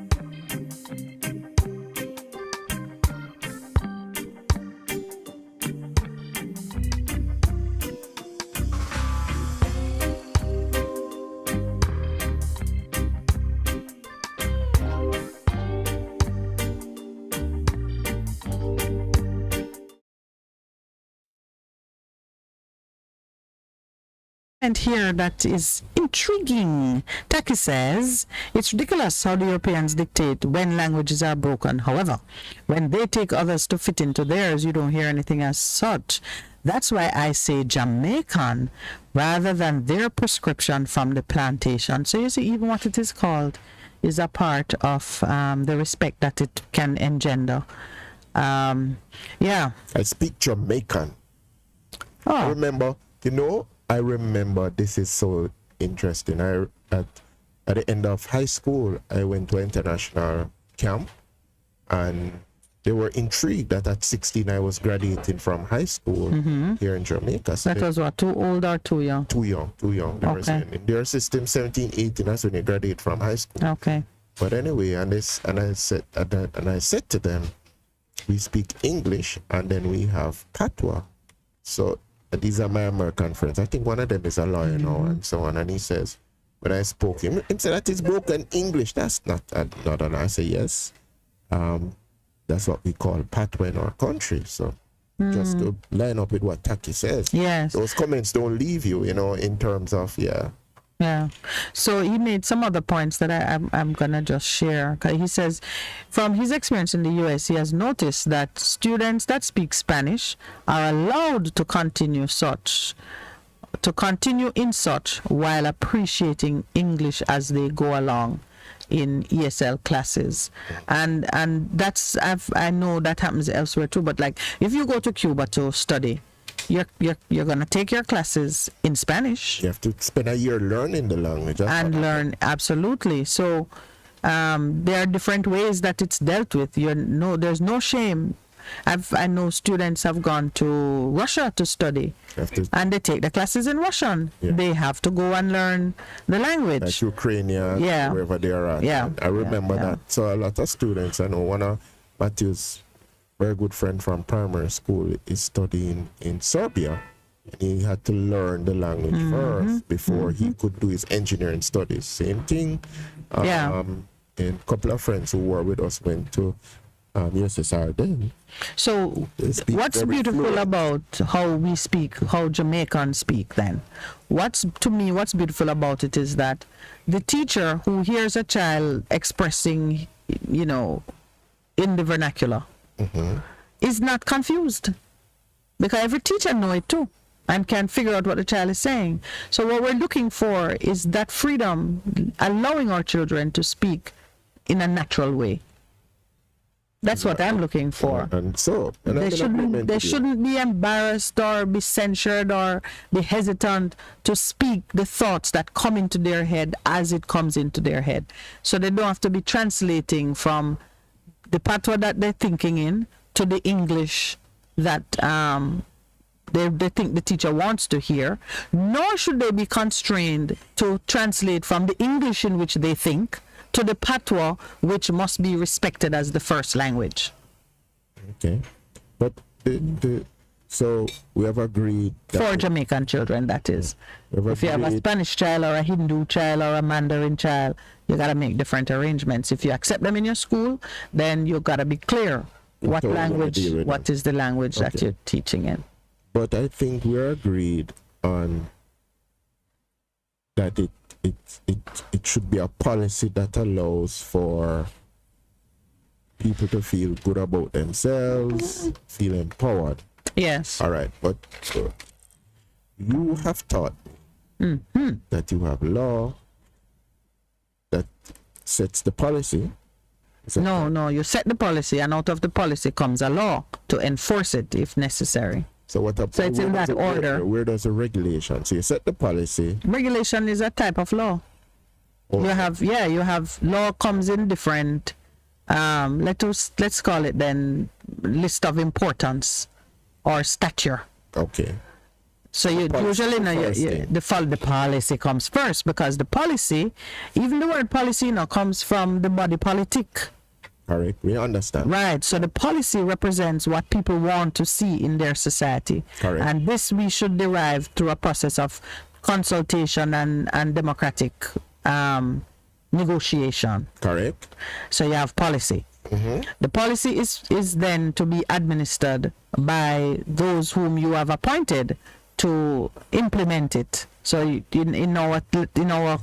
whether if you're the CEO that used and you get the policy, or you're the board of directors. So the board of directors would set the policy for a company, and it would go to the CEO managers, and the managers would get it down to the employees, and the employees would go forth and do as they should. In government, it starts with parliament. Well, not parliament, it really would be cabinet, because you're on policy side now. Policy set by your elected representatives who control the government. They give it to the permanent secretary, and the permanent secretary gives mandates to the heads of agencies and so on. No. The flow was policy, law, regulation. But not everything requires a law. That's why I'm flowing it in that way. Just imagine now that when the policy goes in, you're implementing the policy now, you find that with the best will in the world, people are breaching it left, right, and center. You then go back to your minister and say, we need a law. Like how you hear people say, there should be a law against this or that. So it flows from the people back to the people. So from the people, you you do your consultations, it goes up to your policy makers, they create the policy. Then they send it back down to the people through the agencies setting out their course of implementation.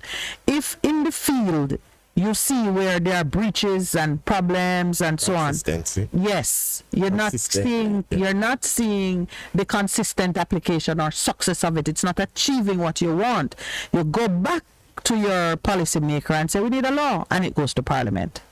And then the parliamentary draftsman does his thing. And part of what the parliamentary drafts people do is to look at what is the mischief that is occurring here, what breach is occurring, and depending on the severity of the breach and the importance of the policy, you begin to say, well, okay, if a man does this, he should be fined $10. If he only does this, it's $1. And if he keeps doing it on the third count, you put him in prison. Okay. Loss of freedom being the ultimate price that you pay. And what about the regulations? Because I'm just remembering. Okay, so now when you do the act, when you make, just like with the Disabilities Act, I know. So Parliament has spoken and an act is passed. But the act does not go down to the nitty-gritty of how people should put into effect what is in statute. Then you get regulations, rules and regulations. Sometimes you get policy guidelines before you get rules and regulations. That sets the context in which certain things should happen. So subsidiary legislation is what you would call the rules and regulations, meaning it is subsidiary to the Act of Parliament which gave birth to these things. I find it fascinating. And below the subsidiary legislation now, you have another thing where you have statutory instruments, like a license. A license is a statutory instrument if it is derived from an Act of Parliament. Like because like the Telecommunications Act say you should have a license for certain things. Okay. Always going back to the essential freedom of man and the sovereignty of man. You are born free to do anything unless there's a law against it, because you exist in a society. If you're out there in the wilds, you could have set up anything you want to set up without a license or a permit. They're out in the wilds. Because you're out there, you're not impacting anybody but the environment. So you could do as you please. But when you come now into a social setting and there is the body politic. That's interesting. When you come into a what? A social setting. And there's a body what? Politic. That give you the policy? Yes, I was using those words to spur your memory. No, that's how it right. So you see how it flows. No, because you see this is an interesting call it reason. Primer. Reason. People who reason. In terms of how people understand how it works, because then I can begin to understand certain things where you don't really get a quick take up of what is necessary. Okay. Taking instance the disabilities, all right. Yes. We recognize that there are persons within our community who have varying levels of disabilities. We see it, but our general response to it is to scorn them, make fun of them. and to put them away. So you are not fit to be a part of what is happening. Yes, we don't recognize them as a part of us. Right. And so therefore, as a result, which is why it had to become an act of parliament. Yeah. Yes. Because the body politic was not recognizing, was not responding to them in a way that was right and just. Not giving them equality where they are entitled to it. We wouldn't even make space to employ them. Yeah. So people, I understood that, but I think the way that you have explained it makes it so very clear in terms of our responsibility, in terms of our attitudes and our heart condition, in terms of what the real change. So even as we talk about, I get chills because even as we talk about corruption. Yeah. You woke me up there, Pastor, because when I think about the fact that the regulations to give effect to that piece of legislation that Parliament passed for people with disabilities, 14 years. 14 years. Yeah. 14 years. How heartless is that? Parliament spoke, and is only 14 years later that Parliament 14, itself 22, would say, okay, I spoke, now here is how you give effect to my words. Yeah. And you talk about the fact that the body politic itself, you can't just blame Parliament, because we were not insisting. Yes. Body We who see our people with disabilities suffering and being marginalized and nobody to care about them, we were not insisting. Because for 14 years to pass, that is like almost 3 elections. Yeah, it was 3 elections actually. It's 3 elections. So 3 times it came back to the body politic to say, are we pleased with how people are discharging the job that we've given them? And what is terrible about it is that if you were to count the number of persons with disability, their vote don't shift the needle for anybody. So they are counting on us. Yes. And they are counting on us because that is how we work out what it means to love our neighbors. And you see, Always go back to that and place. it's an indictment on us as a Christian country. Of course it In is. terms of how we deal with the poor and the vulnerable and the widows and so on, because we don't really care Not about care. business. We not care. And it is really, when we think about an indictment of us in terms of how you went through the fact in terms of policy and act and regulations that we understand. I even drew some arrows. Yeah, because the way that you have explained it, it causes us to really reflect. We talk about a lot of things, but when the time comes to act, to change, we don't do it. We get lazy. Yeah, but we get lazy, but we don't care. Yeah, if we cared. Yeah, if we don't really care. cared. We come down care to go into. But so now, you remember yesterday we were talking about the number of kids who didn't turn in their SBA and why. Yeah. And they would say like, okay, some of them not care. But then as we discussed what it means when somebody said they not care, do they really not care, or what is it they don't care about? With education, with knowledge of what it takes to move these issues forward, you will find more and more persons doing better. Because we hear the cry when they call us and they say, all right, we see it, but what can we do? People need to come together, people need to, and we're all seeing a solution that is outside of us. Because the only person in the exercise of my sovereign autonomy of a self, I can only move me. If everybody were to become responsible and say, "Me can't move me because I'm concerned about what is happening to my brother," then you start moving, and that is how people hear me speak about a tsunami of love. That is how it begins to change. Could we, for example, last night I saw the people in St. Thomas were getting camera time. Suppose for every parish, Yes. somebody said, all right, we have 14 parishes, St. Thomas is doing a thing. Each parish is going to, on a rotation, send a busload of people to go stand with them in that dust and horror. Yes. Give them some strength in their protest. Suppose we had and even if we don't do it at that organized level, but spontaneously you find people are just being drawn to it and saying, I'm going to stand with them. Even if that dust, let me tie up my head and go stand with them, because St. Thomas is out there alone fighting for something that is critical for all of us. We were talking about how important the infrastructure is to not just people traversing the road because it's a mash-up car. It is necessary for just every type of living that require you to step out of your house. And even if you don't step out of your house and you're a shut-in and all of that dust is overwhelming you, it affects your health. Yes, it does. Yeah, because, so I am saying, If we cared. If we care, we have to care. And even as our guest is here, and we talk about education.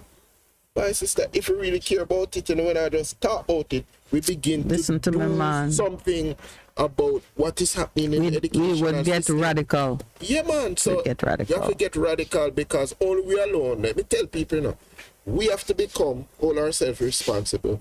And we are the only people are changing. Remember, the poll has come out, and people, they don't see it in the big paper, that based on the poll, this is the most corrupt government.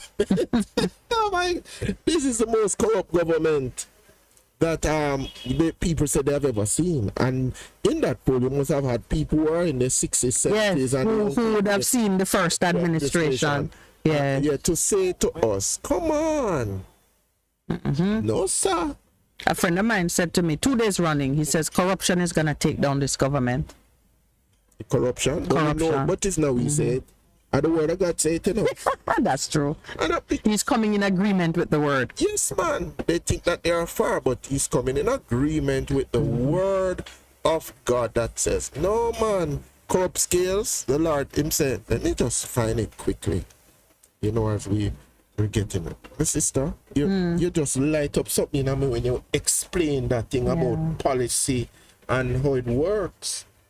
Because if we see it that way, we will change a lot of we would see the point at which we can intervene. And that's what happens, what frustrates a lot of people, not knowing or seeing where they can intervene. So they feel helplessness and a lack of power that is not real. See, that's why when we say the things that are visible are temporary. Yeah, but the things that are invisible are the things. That's where the power lies. So they can't see where and when to intervene. But I tell you, when you get that knowledge, you change the world. Yeah, because look at it. I started with Gehazi.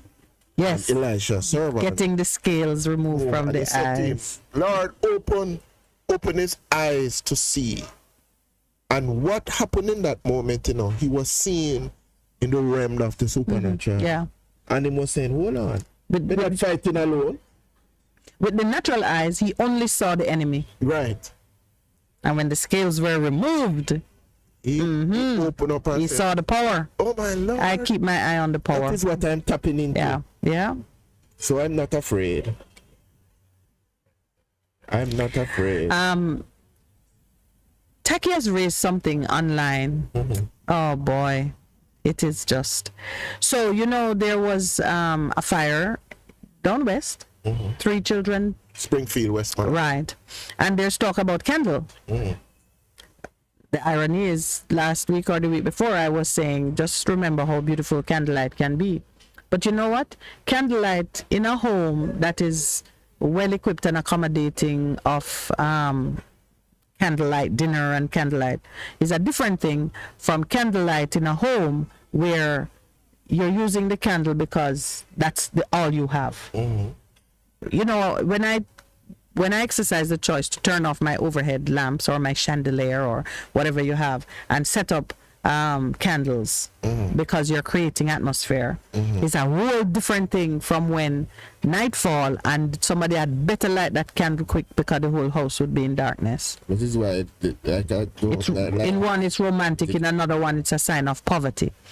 So Taki says he's asking whether we would not have a situation where homes must have fire alarms, because the piercing sound of the alarm would alert the whole neighborhood much less those in the house. So much. Yeah, but it's just that's really what caught my attention. That it says, shouldn't there be a recommendation for citizens to have fire detectors installed in homes for against fire because the sound would, and I'm there just thinking, wow, wouldn't it be nice if the homes were such that you could stipulate that fire extinguishers and fire alarms are a basic part of the infrastructure. Some of these houses are barely being held together.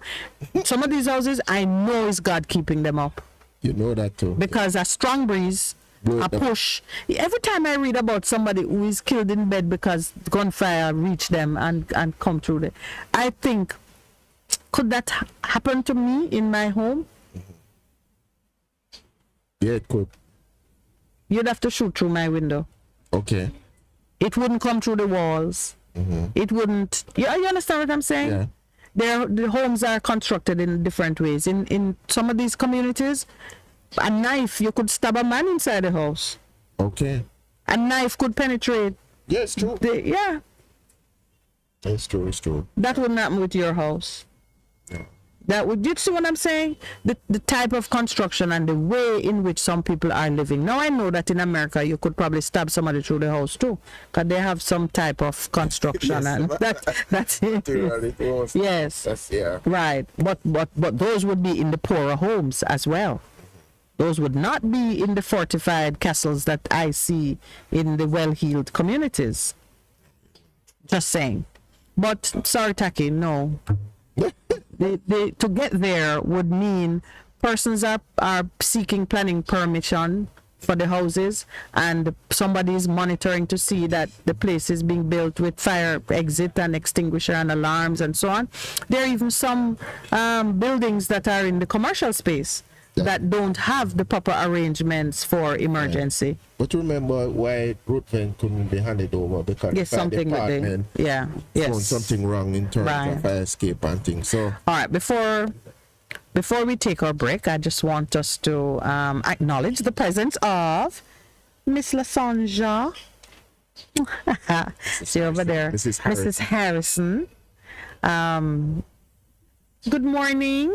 We're just waving to you at the moment and letting our listeners know that our guest is here.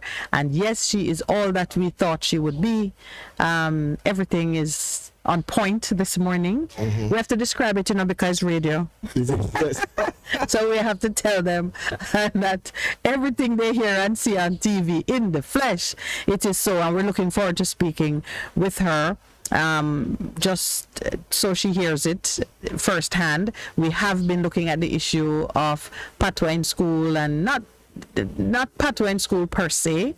Percy and I have been looking at it through the lens of easing the discomfort that students feel, or the disparagement or the ridicule that they might feel in expressing themselves naturally and comfortably. We're looking at it through self-esteem lens, and just wanting to have a conversation on how ready teachers, the environment, how ready we are to embrace what is natural in our cultural expressions. So, and that's one of the things. That's one of the things. There's also teaching council is a big thing now. I think she spoke about it at her inaugural address, and come out on a different side. But how it is to be the newly minted president of the JT, and what it means for her, because she's a woman of faith who, as she said in what she sent to us, the profile is bold in the expression of her faith, and I love that. So we're gonna have fun speaking with her, because we are equally bold, and of course we've been waking up the audacity in those that, yes, man, we got to be shameless in how we press to get the things that we know our people deserve. And we're kind of excited to talk to you, Mrs. Harrison, so please be excited to talk to us too. And the only thing that might have us looking at you longer than we probably should is to hear what you would say to Mr. Peter Espute. Espute, I got his name right this time. I'm always tempted to pronounce it in a different way. What to say to him when he says that the JTA is only a union fighting for teachers and caring nothing about standards. That is perhaps the only voice that I have heard saying less than the highest and finest thing about the Jamaica Teachers Association, one of our oldest associations in Jamaica, the Ministry of Education itself being one of the oldest ministries, perhaps second only to the Ministry of Finance. Yeah, always thinking about education. Yeah. That's so important. Money and education are at the heart of how we grow and progress. So as we take our break, please stay tuned, refresh yourself if you have to, but come back and learn a little bit more about the leadership of the Jamaica Teachers Association, as well as the lady herself, who is going to need the support of every parent Yeah, that's important. to get the job done. So please stay with us. We're going to be right back. It's now 9 o'clock.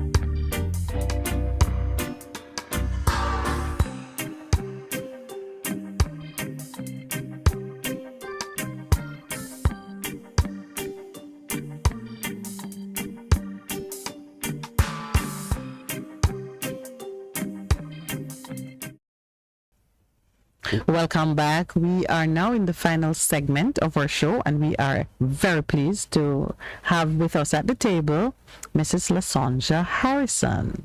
It's a very unique name. Oh, I'm so curious about the name because I said that must mean she's about 20 years old. A name like that LaSonja would come from the heart of a very modern, contemporary mother. Yeah. So I'm dying to hear the history of the name, but you asked her a question in the break, which I tell you, I don't even want her to forget what she was saying. Mrs. Harrison was recently elected as the president of the Jamaica Teachers Association. Before we took the break, I referenced that association as being one of Jamaica's longest serving associations by reason of the age of our Ministry of Education, that ministry being put together from, I think, in the 1940s. Yeah, the Department of Education. Yes. Later became the Ministry of Education, given that we follow the British The model. British. Or association, if you are to trace our roots, Yes. and by virtue of one of the 5 unions that merged in 1963 December to form the JTA, taking shape in 1964 April 2, started from 1894. Mitzvah. In other words, it's older So the than Jamaica Union of teachers. started in 1894 in Mitzvah, Manchester. The teachers at the time Yes. created that. In fact, so unionism in this nation has been significantly led and been impacted by the teachers of this nation. The ordinance in 1919, the trade union ordinance, came as a result of that movement and agitation. Activism. So now, okay, guys, she is a history teacher. If you had no doubt, she has just demonstrated it with She knows her excellence. history well. And she woke up in me a little memory of a certain activism that took place in Mizpah for a female Yes. daughter of a pastor, I think, to be permitted in the classroom. Okay. And that was, yes, there is history to it. A man had 5 daughters, and I think all 5 of them went on to engage in professional life in Jamaica for one reason or another. One was a teacher. Okay. And yes, when they were doing Women in Jamaica's History, that one lodged in my memory. Wow. Yes, there was a woman. And so, oh boy, here we talk about original design a lot. And what it was that God intended when he said, man, here is your perfect complement to carry out the mandate. And I do notice that the Jamaica Teachers Association is an equal opportunity association. Have they had more women or Equality is afforded, yes? but to date, I'm the 12th female president. Oh, and if we're going back from 18. And the JUT did not have Edith Dalton James, if my memory is serving me correctly, was the only female leader of the JUT. Women served at the executive level significantly because Faye Saunders was a part of the executive of Jamaica Union of Teachers. But to be its president, based on my recollection, Edith Dalton James was the first female who would have broken that ceiling. Oh, wow. Well, they say when things get rough, call a woman. All right. And things are very rough now, wouldn't you say? Okay. But she said before the break that it was a call. So explain that to us. Yes, Meaning upon was my your- entry in the association, 2006, my starting teaching at that time from Shortwood Teachers College, I think it was divine design. I know now when I look back, whole childhood was in need of a contact teacher. The first staff meeting that was held, my then acting principal asked for someone to fill my being of the inquiring nature I am, raise my hand and say, what is that all about? And she just said, you will be the next contact teacher. For GTA. Yeah, you will learn. You will learn on the spot. Just by searching through the desk that I got in the staff room, it so happened that the meeting person sat at that very desk. I said, my word. So there started a journey in the JTA, and having started serving at the national level, persons year in, year out, I would have gone to the conference. No less than 5-10 persons would say, one day you will be president of this association. It was not something I was running down at all. My very good friend, Miss Malloy, would oftentimes introduce me, future president of the JTA. Are you kidding me? She was prophetic. I never know that Nadine had that in her mouth. All right, I need to go talk to her and she give me some of that. It's a future thing, yeah. So the person said it. They said it, but my work and my journey and my service to my colleagues was not with that intention, because I knew all too well that it's not an easy seat in which to sit. And Heavy is the head. yes, and I did say, Lord, unless like Moses, you're going with me, I ain't taking up that journey at all. And so when the time came, I was first nominated in 2019, and I was going to decline. And someone called and said, no, when your colleagues put, express their confidence, you shouldn't. And so I ran that time and I did not. I wasn't successful.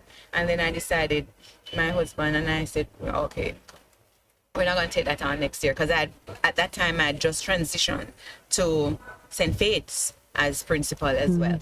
And then I decided, then after that out year, a few persons called and said, you're running for president. And I said, you know something I don't know? And I said, no. And I literally had, I remember 2 incidences at church, and that was a tussle with the Lord. And until I said, okay, I will go. So it was literally, I answered a call that I would come. A lot of persons thought that from my genesis, that was an ambition of mine. It wasn't. I just wanted to serve the teachers. I was comfortable being on the conference floor, asking the questions and putting fire to the leaders. I was comfortable with doing that, because there were questions that my colleagues had they would never ask, but after the meeting finished, another meeting is held. Yes. And they're highlighting all their challenges, but for whatever, that thing called fear, same thing that held our ancestors on the plantation. Many of them weren't shackled physically, but fear. And so even if the gate is open, many would not go through it. You keep doing what you're accustomed to doing. Yes. So I think I was, bold enough, and it's not all the time that I was so lacking, had all the courage, but I just knew it was a question to be asked. It was something to ask of our leaders, and I would, get up and show up myself and stand and ask the questions. So they thought that I'm the fitting voice to speak to on behalf of them, the national issues. What do you regard as the greatest challenge that you will have to face during your tenure? Yeah. Greatest challenge? Is it within or without? Oh, it's both. Oh, all right. So they're twins. So we'll take one from within and one from without. Yes. Because you've come to this place, you hear the mindset is a significant hindrance. So, and that's common to both, within and without, isn't it? Right, and lack of knowledge again. Oh boy. And so when I campaigned on epic leadership, that was my tagline. Leadership that is faithful, factual, and fearless. But the epic, empowering, people-oriented, intellectually inspired, and Christ-centered. Can you repeat that again for us? Yes, because we're writing it. We're going to borrow it for the next general election. Empowering. Yes. People-oriented, intellectually inspiring, and Christ-centered. And I seek to carry that mandate and into the presidency, because there are persons on the outside who would not be so knowledgeable, and they need to be empowered with knowledge about the operations, how the JTA operates, and internally as educators, because the truth is, I served as contact teacher at early childhood for over 10 years. I resigned from that post because nobody else was willing to take it on. And I was at a particular juncture in my journey too, and I just think that the hallmark of good leaders, you do not... Don't overstay. Yes, and you ought to be trained, succession planning. Succession planning. Right, and I think I would have poured into my colleagues and that somebody would be fitting to come and take up the post of contact teacher. That's it. So it is my colleagues, you would beg them to come to a meeting. And they're so busy. No, Harrison, I have book for Mark, I have lesson plan to write.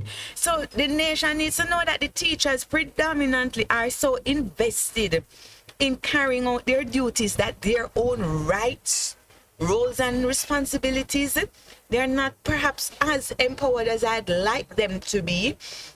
And so that is the thrust behind the empowering. The knowledge is important. So when the parents know. So the parents know what the teachers have to go through. Exactly. I serve at a small primary school, and much of my teachers' weekends are used writing lesson plans. Their own families are oftentimes neglected because they're treating with, the duties and the business. Because the 5 days for the week, you cannot complete all of what is to be done or all of what is expected for you to do. There are those who draw a line in the sand and say, after this hours, I'm finished with school. And yes, we aspire to get there, many of us. May I ask a question on that point? Because earlier, Percival and I were talking about how you analyze a situation to see the best cure for whatever ails the system. And we know, I see it, banks are open to the public up to a certain time, and to the uninformed, you may think they only work half day, but they come in early and they spend hours balancing the books and getting ready for the next day. And I'm sure technology will give them some reprieve on that, because they're closing so many branches that, anyway, that's an aside. Similarly, in education, are we looking at the methodology, the techniques, the way we teach, to see if some of what we are requiring of our teachers, if it's truly necessary? And what are the ways that we can reduce the burden on the teacher? I ask that just for your consideration, because we want to do things better. We want to, and we like foreign, and we like to compare ourselves to foreign, and that takes me to a national discourse that I want to spark. Is what we currently allocate our budget towards education, is it really adequate as being proposed by the Patterson report and the review on public expenditure for education funded by World Bank and UNICEF? Is it really? We have, for this financial year, 114 billion of our non-debt expenditure would have been allocated to education, and our Prime Minister, Minister of Education, Minister of Finance will proudly stand and say that's 6% of GDP. When you look at what is to be done, is it really?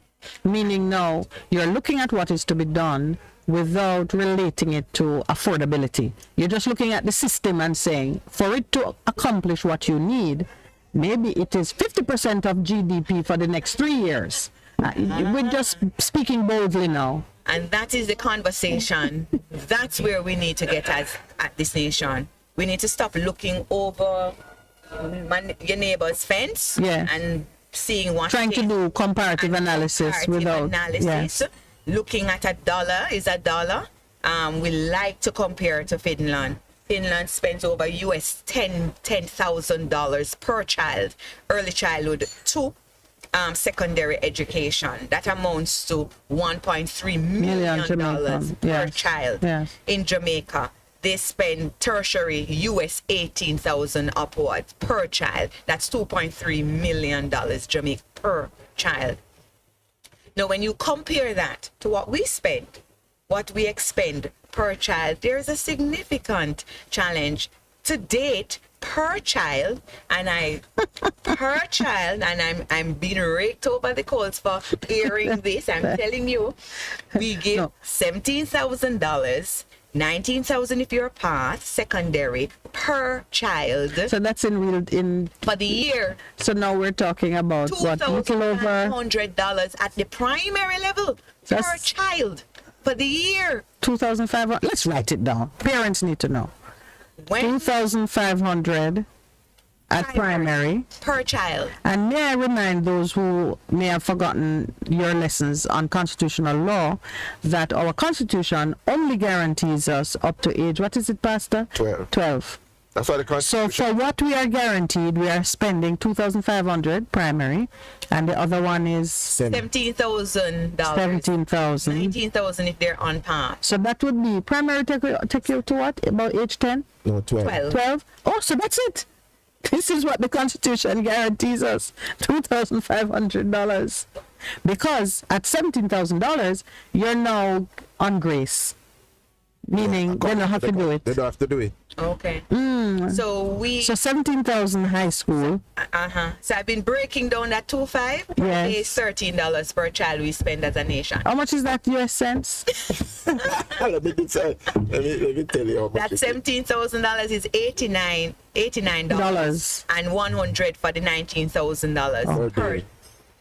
That's where we are with the exchange rate now.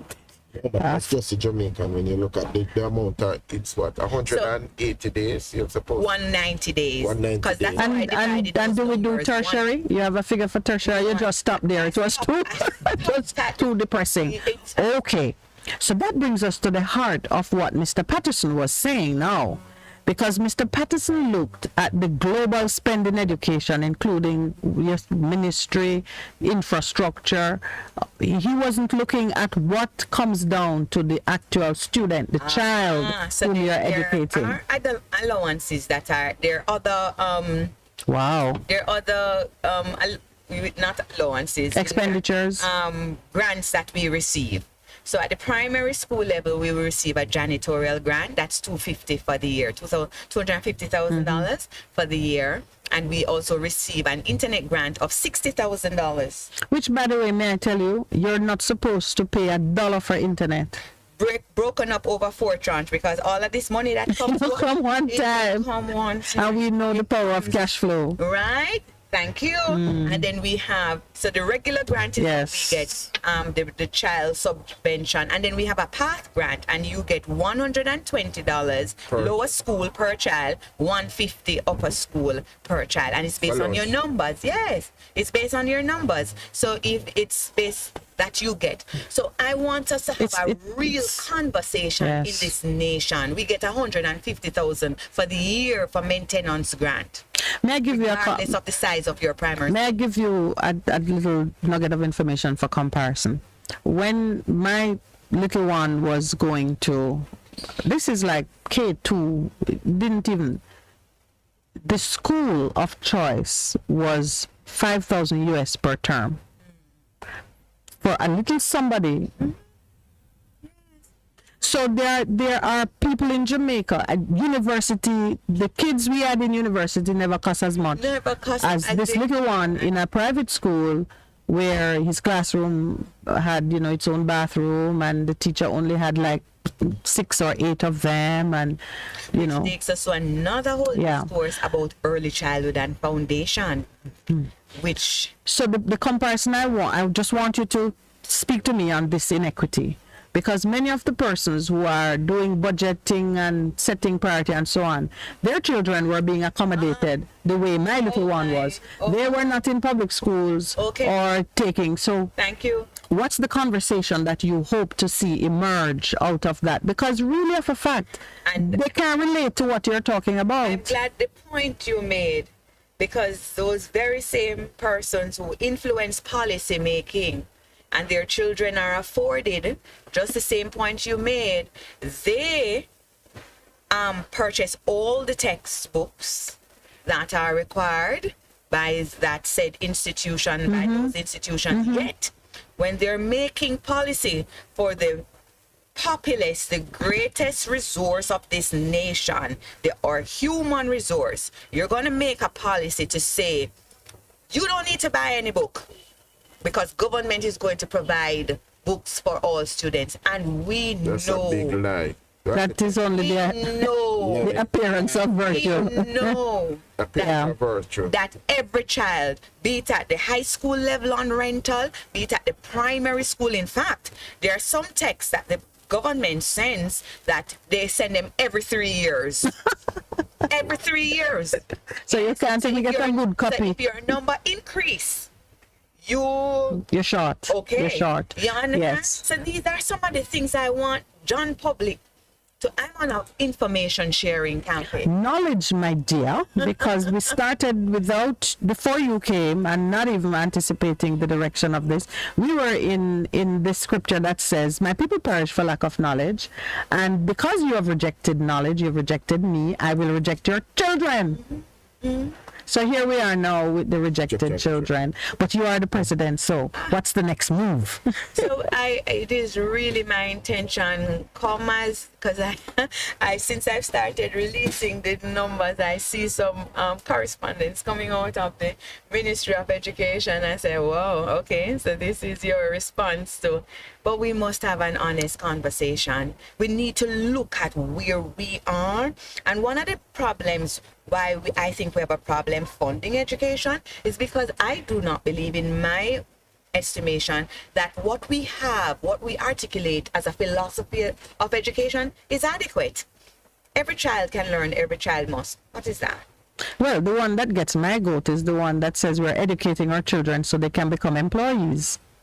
Which means you're keeping the plantation Oh, stocked. the status quo, definitely. So- It's a factory model. That's the one that gets my goat. Yeah. Because So- that was at the end of Patterson report. That was Yes, that's how it started. I'm like, what? That's is- not where I educate my child. My child is going to work in partnership with his peers to create wealth and employment for those who choose to be employed. Innovation. That is why I educate my Are made in the child. image and likeness of God. Talk All to of us have been downloaded with we come downloaded with giftings and talents, and it is those giftings and talents that the education system Is should to pull out, unearth, wake up, activate. unearth, Yes. nurture, channel, so it can become a source of wealth creation, Of course. innovation. All of us, there is no dunce person. It is because of how our system is. It is a factory model where it is that we create the haves and the have not. And again, the absence of a philosophy of education crafted by Jamaican educators for all Jamaican children, underpinned by traditional Jamaican values. Judeo-Christian principles is one that we need to craft. That I believe is absent. So what? Tell me now, how does a president chart a course that makes that a possibility? And let me volunteer.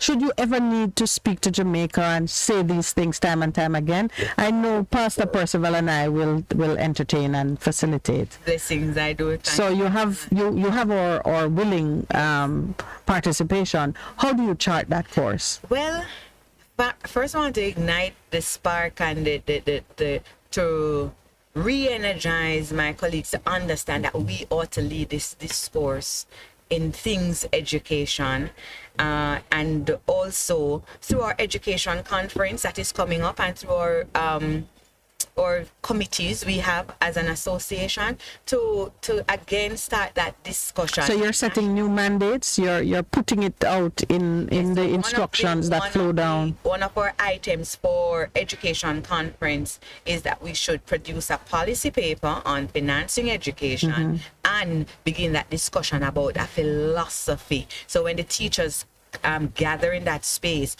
we start that discussion, and so we're able to submit something to the Ministry of Education that we're taking a look at what is and how it is. We're proposing that it needs to be different. Has the JTA no? Oh, it's break time. Yes. Oh, yeah, I'm on a roll. All right, I will ask her so she can think on it until we return. So Best 100 FM is the authentic voice of Jamaica, promoting your prosperity with better vibes and better music. Let us promote your goods and services for you. Advertise with us. For more information, call our office at 876-276-8935. That's 276-8935. This is your beloved Pastor Percy from the Morning Connection. Support our commitment to Jamaica by joining us on Wednesday mornings at 7:30 when we pray for the nation. Show us you care.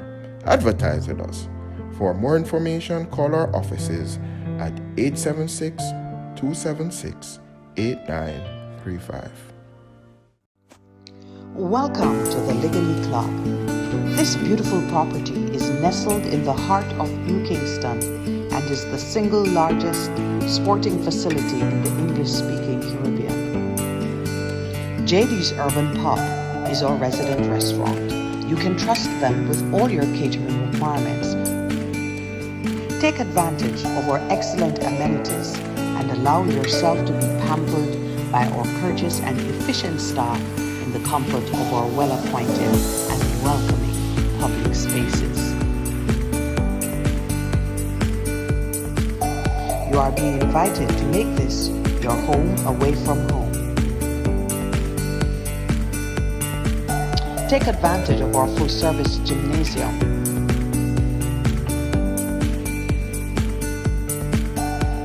Our 8 tennis courts. Feel free to wander through the gardens and enjoy the relaxing atmosphere of this oasis that remains as charming today as when we first opened our doors in 1910, and our large-sized swimming pool. 6 squash courts. In the evenings, relax with us in the lobby bar and lounge. Call or visit us today. We're excited to meet you.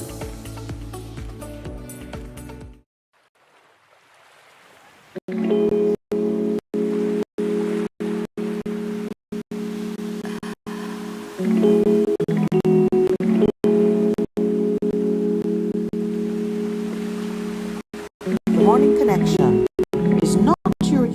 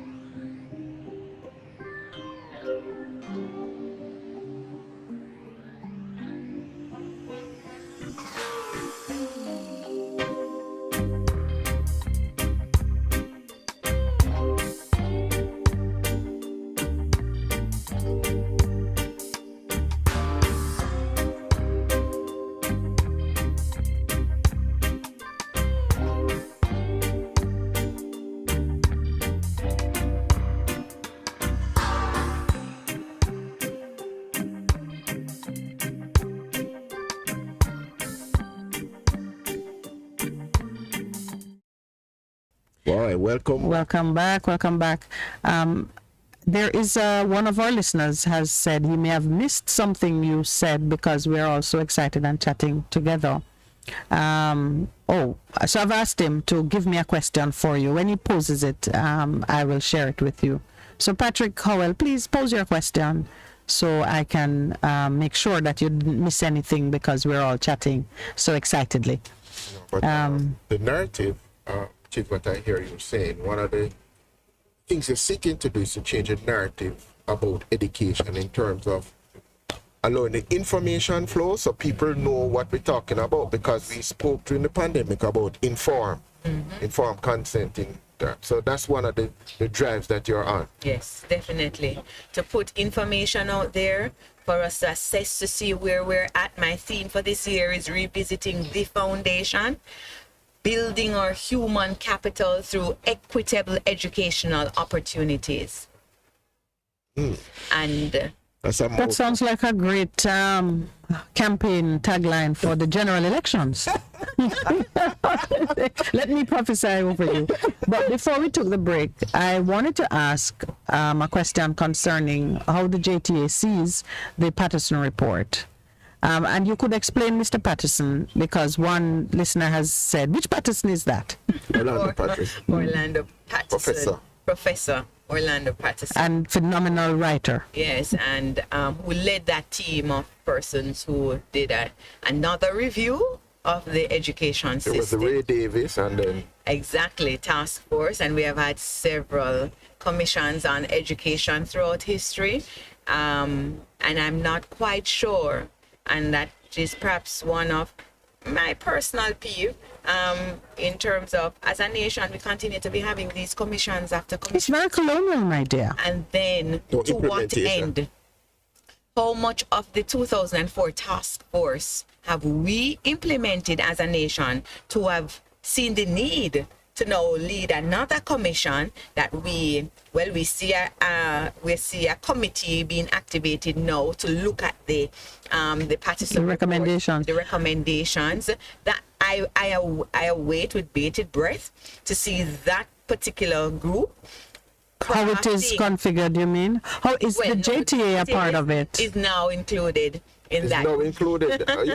She said no, like it was an afterthought. And is now included. Well, no, when it was originally the listing of this action committee, the JTA is now included in this. So it did not originally include the JTA. Not in the. It was populated mostly by whom? Well, government apparatchiks, society people, what?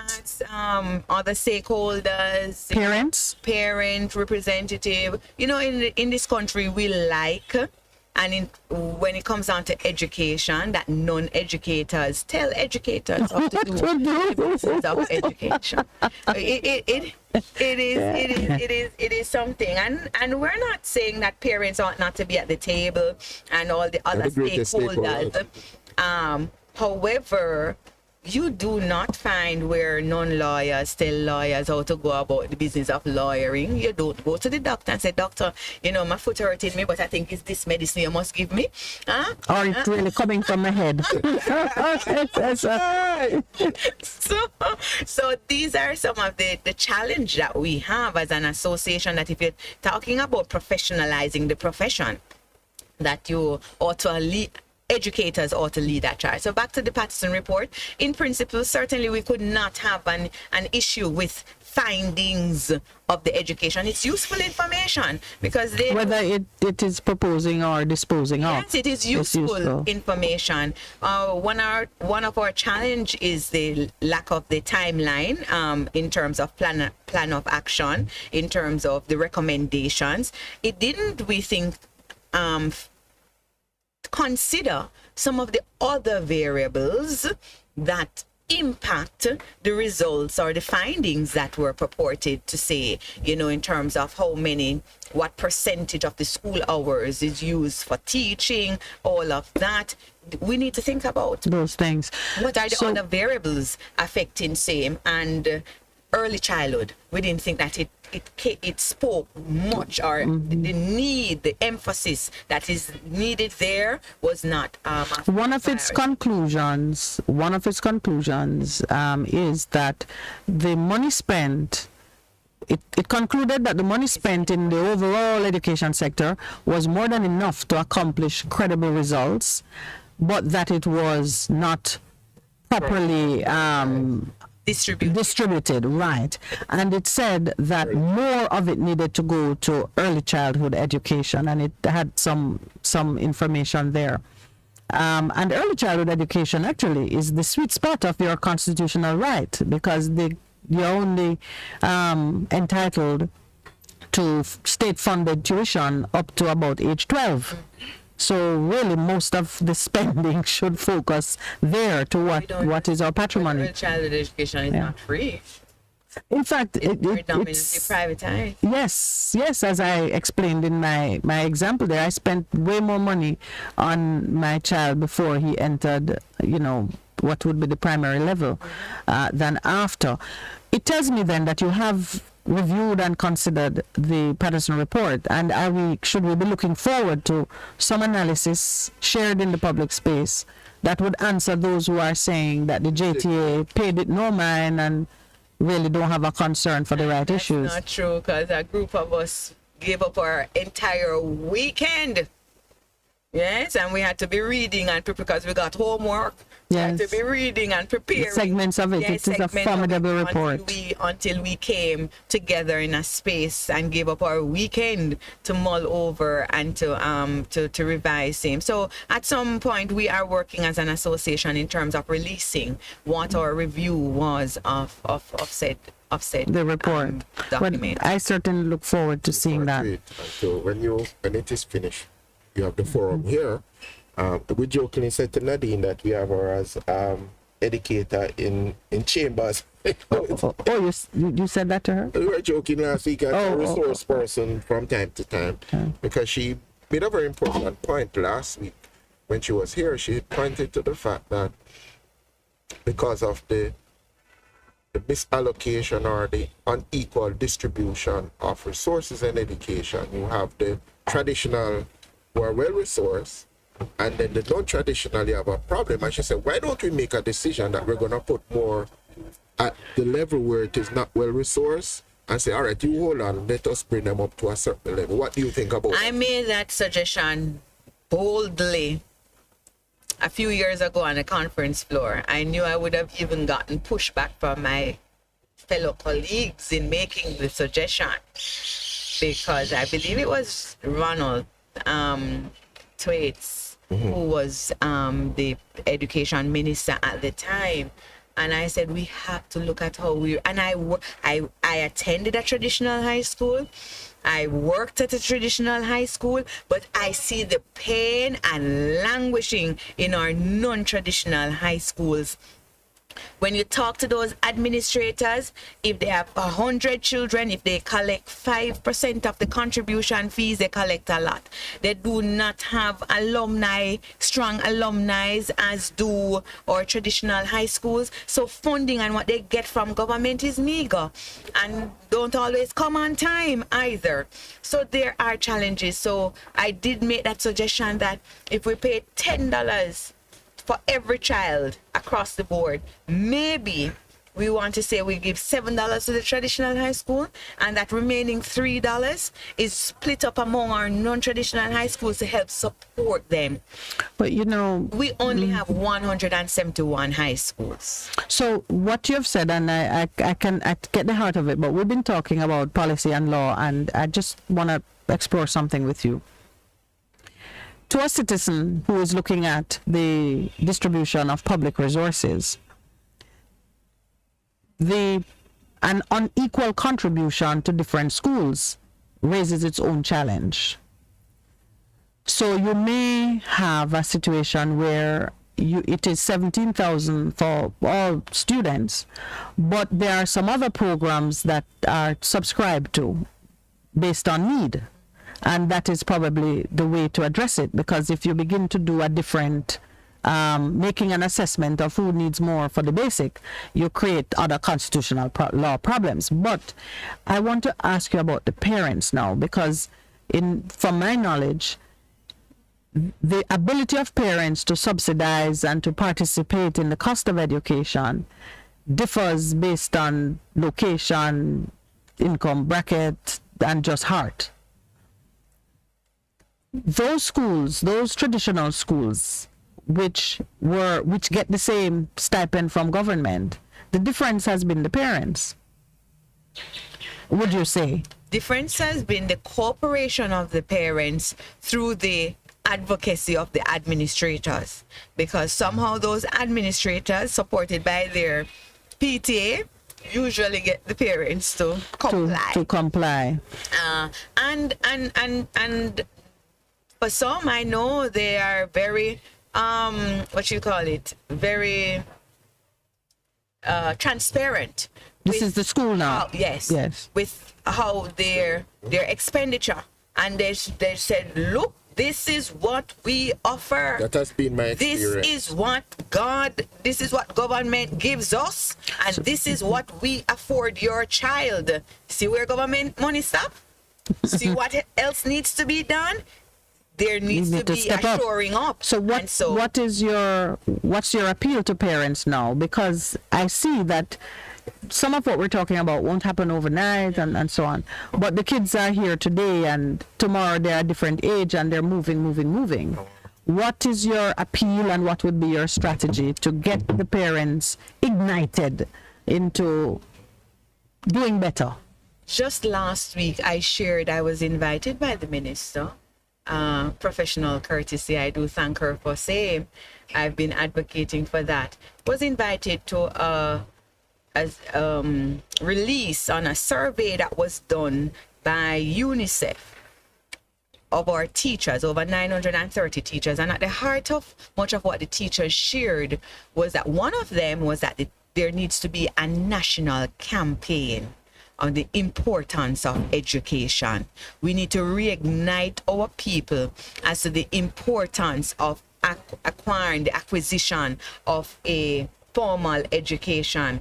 And the teachers were calling for that. I think if that is to be done, it will help to reignite our parents to place again the importance of their children being educated.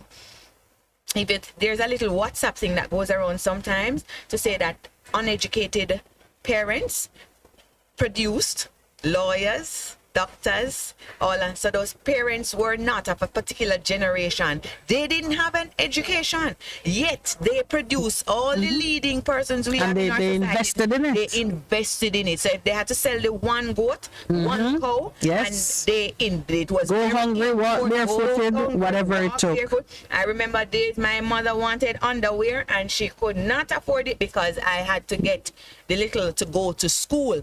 I think our parents have to return to a sacrificial place. This is the greatest investment that they can make to another generation. So it is not an immediate return on the investment. It will take some time for them to see the flourishing and the profits thereof. And so it is important for our parents, buy the books 1-1. I didn't have all new books when I went to the Immaculate Conception High School. I did not have all the books. And so my mother would say, which one teacher using now? And she said, all right, I try get that one weekend. And there was a girl ahead of me and she made an arrangement with her mother. So as soon as she finished the book this year, she dust them off and she just packed them up in her bag, give me, and I borrowed them and then I hand them back to her at the end of the school year. And so it wasn't important. The content don't have to come off a new book. What you need is access to the content. Access, absolutely. And so we have to help our children to understand that kind of thing. There were days I went to school, just had bus fare, and I would go. Our parents have to help our children to understand the importance, and they themselves have to invest. So the school fees X, go in and talk to principal. Principal, not that hard, trust me. Make a payment plan. This is what you can do, and stick with it. Yeah, we can do. I remember the story I shared in terms of the grandmother at the primary school level in terms of what she did. That's small, but she said, I can't pay. Yes. And every week she would come and make that contribution Yes. until it was finished. And she said, Mr. President, I finished make the payment. And you saw Amen. the joy in her.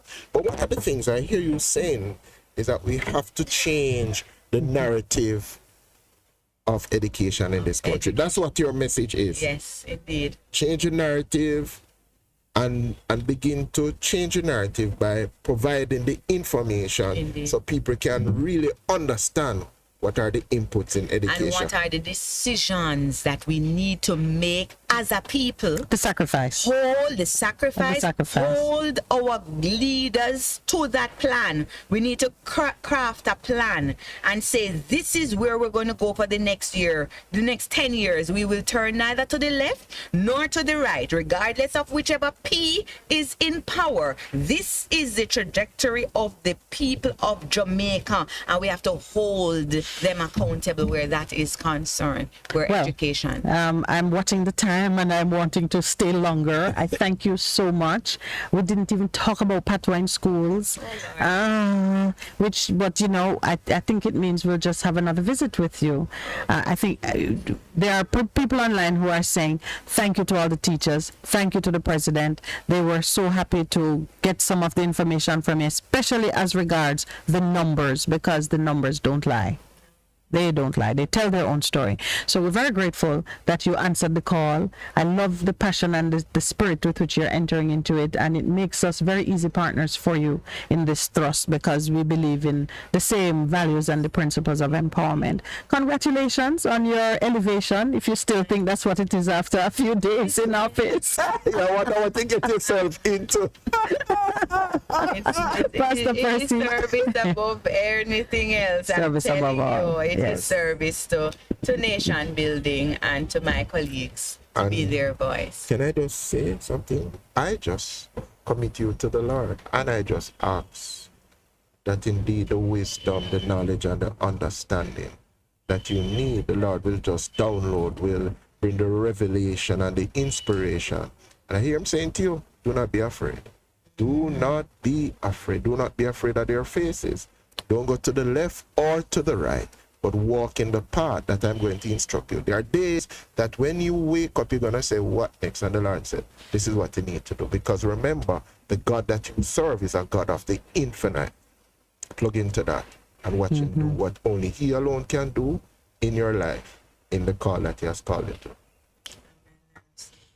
All right, well, you get the chance to say goodbye to our listeners. It was my pleasure joining you this morning on Best FM, and just talking about education certainly excites me, and where the possibilities, where it is that we can go as a nation, because our original mandate that Jamaica may, under God, increase in beauty, fellowship, and prosperity, and play her part in advancing the welfare of the whole human race, that must be fulfilled, and we can only do that together as a nation, all stakeholders with their hands on deck. Bless you, Jamaica, and blessings to the teachers who have decided to stay and continue to give of themselves in nation building. Bless you. Amen. All right. And thank you, listeners on air, online, all those who have participated in this morning's show, the crew back at the studio, and those who are sitting with us here at the Ligani Club. Thank you to the Ligani Club and to JD's Urban Pub, where I hope we are going to be well fed in a few minutes, and everyone else, you know, Thursday is our weekend, so have a great weekend, everyone. Walk good. Pastor Percy, thank you. One bucket, oh.